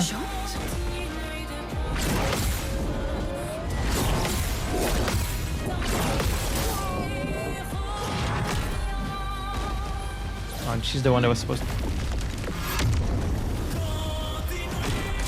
And he gets a turn when someone dies. Okay, well. Obviously not happening. Well, Simon we're gonna be defeating on stream, and actually, now that I think about it, I've done 30 episodes, 2 streams, so if we stream one more time to defeat Simon, that's gonna be 33 videos of Clair Obscur, which seems only fitting. So I hope some of you are able to join me for that stream, but that's going to bring the actual playthrough of Clair Obscur to a close. Once again, I find myself at this weird spot at the end of a playthrough where like I kind of feel the need to share my closing thoughts, my overall thoughts on the entire game, and it's really hard to put into words with a game like Clair Obscur because it's such a unique game, not only what it ended up being, but also in the way it came about, and it's got a very interesting development story. Like I'm sure by now everyone is kind of familiar with the story of Sandfall and how Guillaume got this little team together for this passion project, and a lot of them had never worked on a game before. The composer Lorient Testar was just found on a forum, just randomly. The writer was just someone who had applied to be, I think, a voice actress, and then she ended up being the writer for the whole game. A very talented writer. The art director also had never been like art director for a game. He was just found, I think, on ArtStation. So yeah, the amount of coincidences and just lucky occurrences that had to happen and line up for this game to exist is just absolutely mind-boggling. Like, if you're interested in the story of how the game came about, and if you haven't seen it, I highly recommend you watch the Skill Up video, the incredible stories behind how Clair Obscur came about. I'm gonna show the thumbnail here. I'm gonna try and remember to put the link in the description. It's what started out as a review for the game and ended up being like a feature-length, like 2-hour almost, documentary on how the game came to be.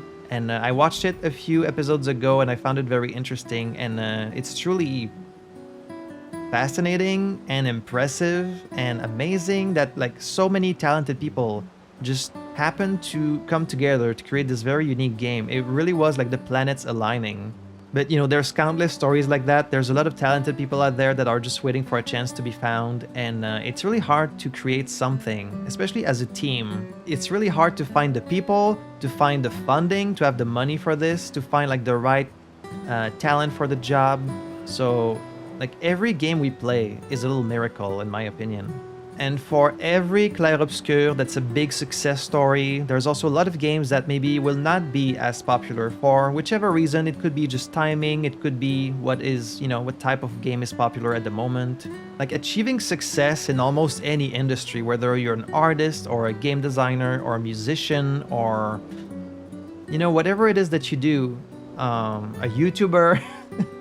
You know, I don't consider myself like an amazing YouTuber or anything, but I think I'm like decent. Hopefully if you're here and watching, you consider my videos are like worthwhile to watch, but I'm still a very, very small channel, even though I've been doing this for years. And for every person like me, there's hundreds and thousands of other channels out there that are just waiting to be discovered, of people that are like, you know, interesting or funny or talented, and not just in the Let's Play space, of course, just any space, you know, channels of people who make music or like who are developing their own game. And it's just really hard to break through. The internet is a big place. It's difficult to make your mark and be discovered. But all that to say, you know, once Clair Obscur got a little bit of buzz as like, oh, this is a pretty good game, it's always exponential. You know, once everyone starts talking about a game, whether it's Clair Obscur or something like Peak or Among Us or, you know, all these big successful indies, often it's just because maybe a couple of streamers were playing it, and it's such an exponential effect that it only takes a couple of days, the entire internet will be talking about it, and then you've got a big success story. I'm not saying that, I'm not trying to say that Clair Obscur's success is just luck, you know, it's because the game itself is very good. And so yeah, it's difficult to share my whole thoughts. Like, I haven't revisited the game yet, I haven't watched someone else play it, which I often do when I really enjoy a game. I'm looking forward to maybe watching, you know, I haven't watched any other Let's Players go through the game. I have like a friend who I'm trying to get to play it, and so I'm probably gonna see it again eventually. And then once I've done everything in my save file, I'm probably gonna try and do the New Game Plus just to see kind of what it feels like. And I know there's a lot of stuff you can pick up on in the story when you replay it. I've already cut a few, like Verso coming to save Maël on the beach and stuff like that. I think it is going to give me a greater appreciation for this story, but as of now I haven't done that, so all I'm left is kind of like my endgame impressions of the game. You know, everything that happened at the beginning and in Act 1 feels so long ago now. I don't really feel like I've played this game for that long, but my save file has 100 hours of playtime, and this really doesn't feel like a 100-hour game, you know, like a Cyberpunk. Like, I don't really know how that happened. I guess it's because of the streams and like all the going around the world map trying to find everything, because it doesn't feel like I've played this game this long. All that to say, I do feel like the beginning of the game is the strongest part. I think Act 1 and then Act 2 narratively are very, very strong. It does feel like the game falls off a little bit in the third act, and there's a few reasons for that. I've talked multiple times already how the conflict of the painters, even though it's a great twist and it's a very unique kind of story that hasn't really been done yet, it does have the unfortunate side effect of making the world feel very, very small. And there's a few reasons for that. One of them is that's just kind of inevitable in any game. You know, when you first start a game, you see the huge world map, it's unexplored, sometimes it's still covered by clouds, and you're like, this game is massive, like I can't wait to see everything there is to see. And that's why you really have to hold on to that feeling for as long as you want, because sooner or later, you reach this point where I'm at right now, where I'm like, I've seen everything. You know, I've explored every little corner of this game. It doesn't have any more secrets for me. It's the unfortunate, you know, inevitable side effect of playing a great game. I think it's something you feel even more in games where you get like an airship at the end. Like here we get Esquie, so we get to fly around, and inevitably that's going to make the world feel very small because now it's very easy to go from place to place. Whereas before we had to walk everywhere, so the world felt massive, right? And if you remember, when I first got the ability to fly with Esquie, I was like, oh my god, I can't wait to go everywhere. You know, the whole world just opened up. I can't even begin to imagine all the exciting places we're going to find. And we did find a lot. You know, it took us many, many episodes just to find all these places that are totally optional, that you just explore the world, you find them, and there's something there like a cool boss or like a cool looking area.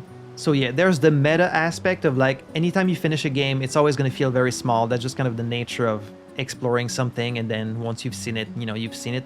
But there's also just the nature of this canvas story where like you think maybe this world is infinite, and then when you realize it's just the painter has created this canvas, you're like, oh, okay, so everything we see, that's all there is. You know, it just puts things really in perspective when it comes to Lumière and their conflict, and what at the beginning of the game feels like this all-encompassing just threat of the gommage. You know, this unknown figure of the paintress on the horizon. It feels so epic in scale, and like everyone is involved, everyone is in danger. But then when you get to Act 3, you're flying around on Esquie, everyone in Lumière has already been gommaged. Like there's not really anyone left in the canvas, it's just you, your little group, and then Renoir and Lumière, and then that's it. In a weird way, it's like the stakes have been lowered, even though they're as high as they've ever been. Is it just me that maybe felt like Act 3 felt like a bit of a de-escalation? Maybe it's just because, you know, once you get access to world map, you spend a lot of time doing optional content, and then, you know, the main story kind of starts feeling like it's at the rear view mirror or something. So yeah, there's countless aspects of the game that I could talk about. You know, I can talk about the incredible soundtrack, which truly is amazing. There's many tracks that I've listened to on my own time. And that's someone who'd never composed a soundtrack before was able to come up with this beautiful music. Is truly amazing. There's the combat system, which as you can tell, I really enjoy. I've always been a fan of turn-based RPGs. Final Fantasy X, that I've mentioned countless times in this playthrough, is one of my all-time favorites, but I also like the games where you get to act in battle like a Paper Mario or like a Mario RPG. You know, I think it keeps the turn-based feel very dynamic and kind of action-based a little bit. And them including all these pictos and these luminas and like ways for you to really kind of expand your possibilities and your options and kind of break the game in the intended way makes for a really fun game. And both people who aren't really used to this gameplay style will have fun just playing maybe on like the normal difficulty and relying on the things they have. And then the people who really want a challenge or who really like build crafting and like maximizing, optimizing your stats, they will find something to enjoy too. And especially with this update that added like these really challenging bosses. Like me personally, I'm not super into like the optimization of, I've never really done that in Dark Souls or anything. Like, oh, if you have this stats and this item and this thing, like you get to do the maximum amount of damage. Like I just try to do my best and not really bother too much about it. And usually that's kind of enough to complete the challenges, even though it might mean you're putting like a bit of a handicap on yourself. I got people commenting like, oh, why do you not use dodge? Or like, why don't you try to set your pictos to do more damage? It's like, I don't need to do the most damage possible. I don't need to never take damage. You know, sometimes it's fun to kind of give yourself a little extra challenge. You know, in this game I decided I was just gonna use parries, and that's kind of all I did for the whole game, and I found it very fun. So, you know, ultimately, why do we play games for? It's just to have fun, right? So I'm a big proponent of just play games in any way where you find it fun. That's kind of all that matters. And I think the one big aspect of this game that had everyone buzzing was the story. You know, it's a very layered and nuanced and very well written story that really resonated with a lot of people, clearly. I mean, it's a combination of things, right? It's the gameplay and the story and the music and just the visual presentation. It's all these things combined that make it that this game is so loved. But I think the story is definitely one of the biggest parts. And I can definitely say I truly enjoyed it. You know, it really tugged at my heartstrings. It brought tears to my eyes. I was crying when they were burying Gustave. Like, there's a lot of very emotional moments in there. Like, I really got attached to all of the characters. Even Verso, even though Ciel and Lune remain my favorites of the game. Props definitely go to all of the amazing voice actors, but also to the mocap actors who did the motion capture for the game. Now, that's not to say that the story is without its faults. Like I've mentioned before, I'm not all that satisfied with the ending of the game, and I totally understand what they were going for, and I've had multiple conversations with you guys in the comments about it, and like just the fact that people are still debating and arguing and discussing which ending is the best and like the nature of what's happening, that's already a sign that it's really well written, you know? And that was clearly the intention. Like, they clearly wanted to get people talking and debating these endings for years to come. I personally, I'm not a huge fan of the multiple endings. Like, I do think, like, I understand that they went with that because they wanted this player engagement and these people like discussing it, but I think you can attain that. You can achieve that with like just the one ending. And to me, it would show a bit more courage and like a bit more conviction in the themes of your narrative. Like, we figured out this whole game, and then we also had like a very clear ending in mind. You know, when I think back to all of my favorite games, and again, I'm gonna bring up Final Fantasy X as maybe the best example of that. Like, the ending of that game completely destroyed me as a child. It left a huge mark on me. It was super memorable. I'm always going to remember it. I still cry every time. And the reason why it's so strong is because it's kind of inevitable. You know, that's always what happens. At the end of the game, you can't change it. You don't get a choice. Like, that's it.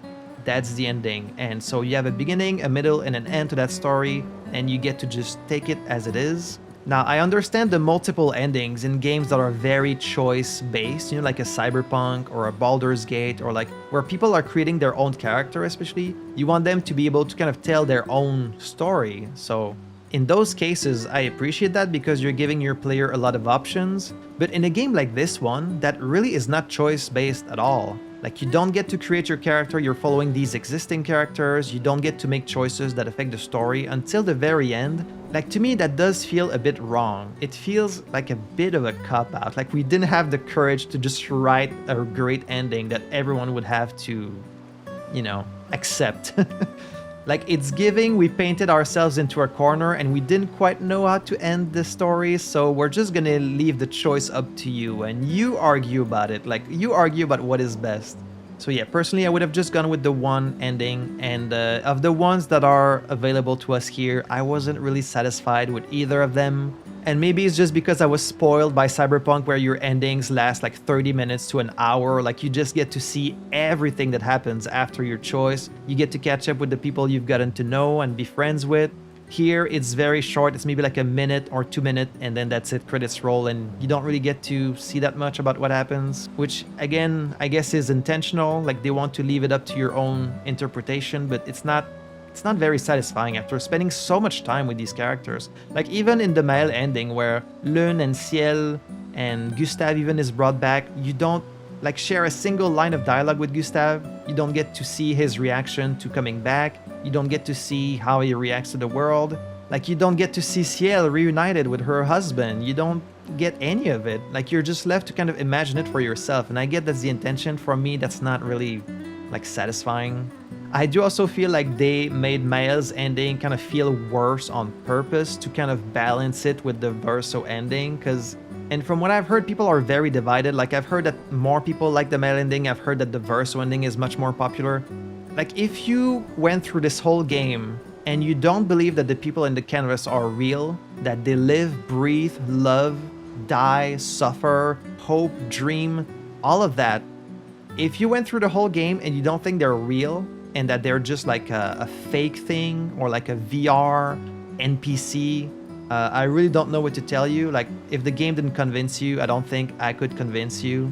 And honestly, I don't really understand your perspective. But if you believe the canvas and the people inside are real, then I have to imagine you think the male ending is the best one, right? Like even the people who agree with Renoir and that they understand his viewpoint of wanting to save his daughter and his wife, you do recognize that saving just 2 family members does not outweigh the thousands of lives in the canvas, right? Like, that's just, can we be clear on that? Like, for me too, I totally understand Renoir. Like, I relate to him, I understand his view. Even Verso, like, I understand where he's coming from. That doesn't mean I agree with them. That doesn't mean I think you should kill everyone in the canvas just to save like a couple of people you love. But anyways, now I'm taking sides and I'm opening myself up to arguments, but anyways.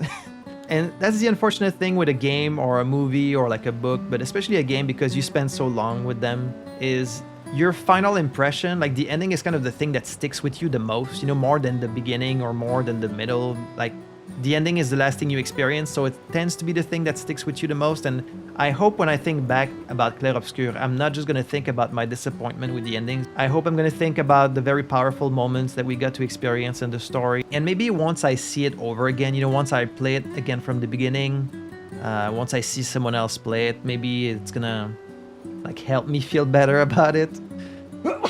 I did also have a few criticisms on the gameplay side of things throughout the playthrough, and like, you might remember them or not. Stuff like, you know, like, I really love having the timeline, and to me the timeline in a turn-based RPG is sacred. It needs to be super accurate because it's what you use to build your whole strategy around, right? So if you can't rely on it, if you can't trust it, then that really pisses me off. And this game does that a lot, where enemies will get turns even though they don't show up in the timeline, you know, either because they react to something you've done, or like, even when you use cheater, your face only shows up once and then it shows up twice when it's your turn, you know, it should always show up twice. Small things like that, and I don't remember all of them at this point, but I know I've mentioned like a few gripes I had with like little nitpicks with the gameplay.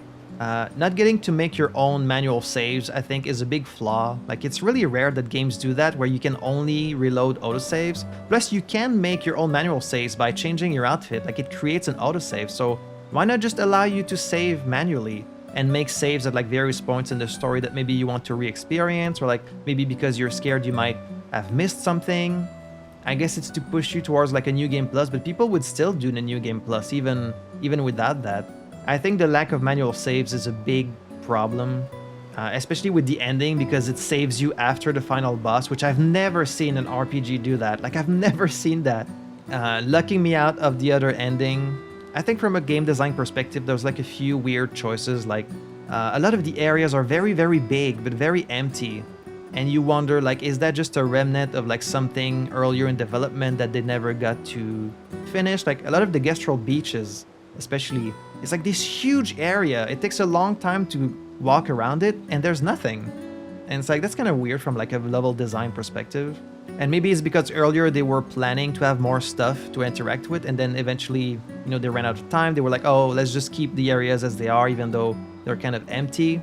Like, it does give you a bit of that unpolished feeling in a game that otherwise feels very polished, but I'm nitpicking at this point. There's one more thing I want to address, and I've been waiting until the very last episode to talk about it, but it's been kind of the elephant in the room for me for a lot of this playthrough. So while I was playing this game, I learned about the whole generative AI thing being used in this game. Like, the information came out that they had been using generative AI. People found this texture in Lumiere at the beginning of the game that was clearly like AI generated. And this is a much, much larger topic. You know, I could make a whole video just talking about generative AI in general, talking specifically about generative AI in games. I have a lot of opinions about that. It's a very complicated topic. But if you need to know, I'm very, very firmly against generative AI in games and just in general. You know, I'm an artist myself. I've seen the damage it's done to my industry, to countless other industries. Like, I think machine learning tools are fine for game development and for, you know, medical research and some automation, but But AI, as we've seen it in the last couple of years, you know, I think it's only a tool for scamming people, for creating deep fakes, for creating like fake nudes, for stealing jobs, for creating slop. Anyways, I could talk about it for a long time. It's its own separate video. But when it comes to specifically Clair Obscur, I've seen many conflicting reports to like the nature of the AI that was used and the extent to which it was used in development. Some people have said that it was just an asset that was part of the Unreal Engine and so they just used it without knowing. I think there was an article where Guillaume, the director, said that they had experimented with it early in development, you know, back in 2022 when the tools first became available. They were like, we don't really like it, and then just stopped using it from there. Who knows? At this point, no one knows except the members of Senfal themselves, and they haven't really made like a clear statement about it as far as I know, and at this point, I don't really know what to believe. Like, honestly, to me, the biggest clue that they had been using generative AI was Ciel's chest tattoo, and I haven't really seen anyone else talk about it, even though when you look at it, to me, it's kind of very, very obvious. Like, if you really look at the texture and you pay attention to it, there's a lot of weird little squiggly lines and like things that don't really make sense. Like, a human would not draw it that way. So I'm like 90% sure that Ciel's tattoo is AI generated. And then that brings up the question, well, what else did they design with AI, you know?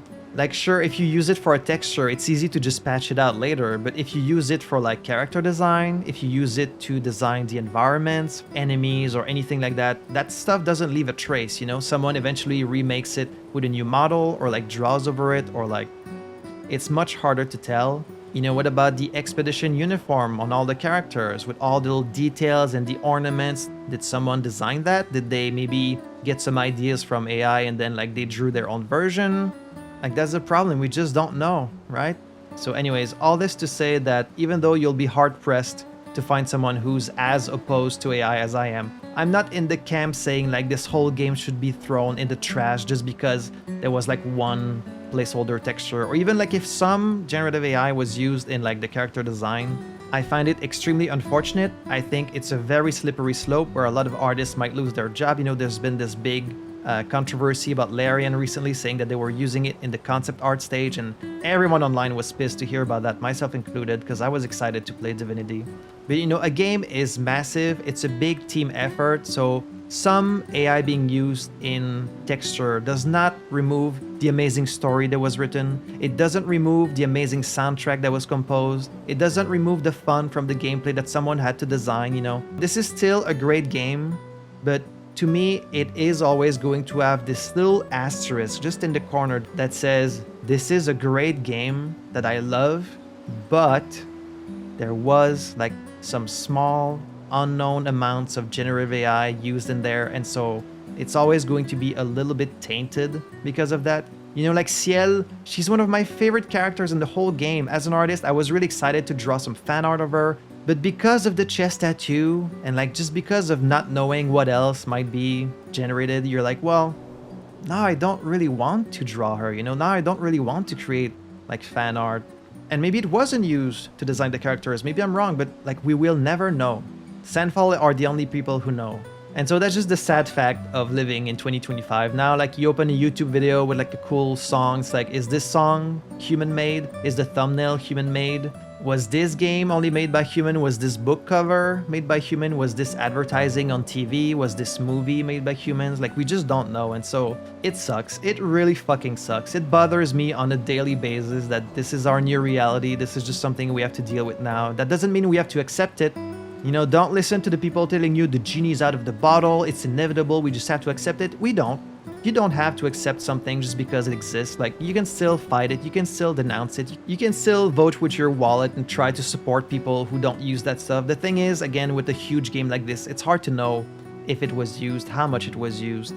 And it's a very complex and layered conversation to have because, as in the case with Divinity, sure, we can scream at them and bully them and tell them, this is fucking shit, we don't accept it. But then if you do that, the developers are just, they're still gonna use AI, they're just not gonna tell us. They're just gonna hide it and not talk about it, and then we're gonna end up consuming it even without knowing. So I think it's really important that we have conversations about it, but we have to still be a bit more nuanced than just, it's all bad or it's all good, you know? There's a ton more I could say on the topic, but I'm going to keep it at this for now. Again, I love this game, even though It might have had some AI in it, even though it might have some flaws, even though I may not be fully satisfied with the ending. There is still so much I love about this game that it's always gonna have a special spot for me. And more importantly, I'm really excited to see what Sandfall will do next, you know? What will they learn from this project, from this experience? How will they improve? Will they make sequels to Clair Obscur? Will they make maybe a totally new, different project? I don't know, but I'm really excited to find out. So sorry for rambling so long. Thank you for listening to me. I hope you see some valid points in what I say. And if you agree, if you disagree, let me know in the comments and we can talk about it. But thank you for taking the time to listening to me and for caring about this guy's opinions.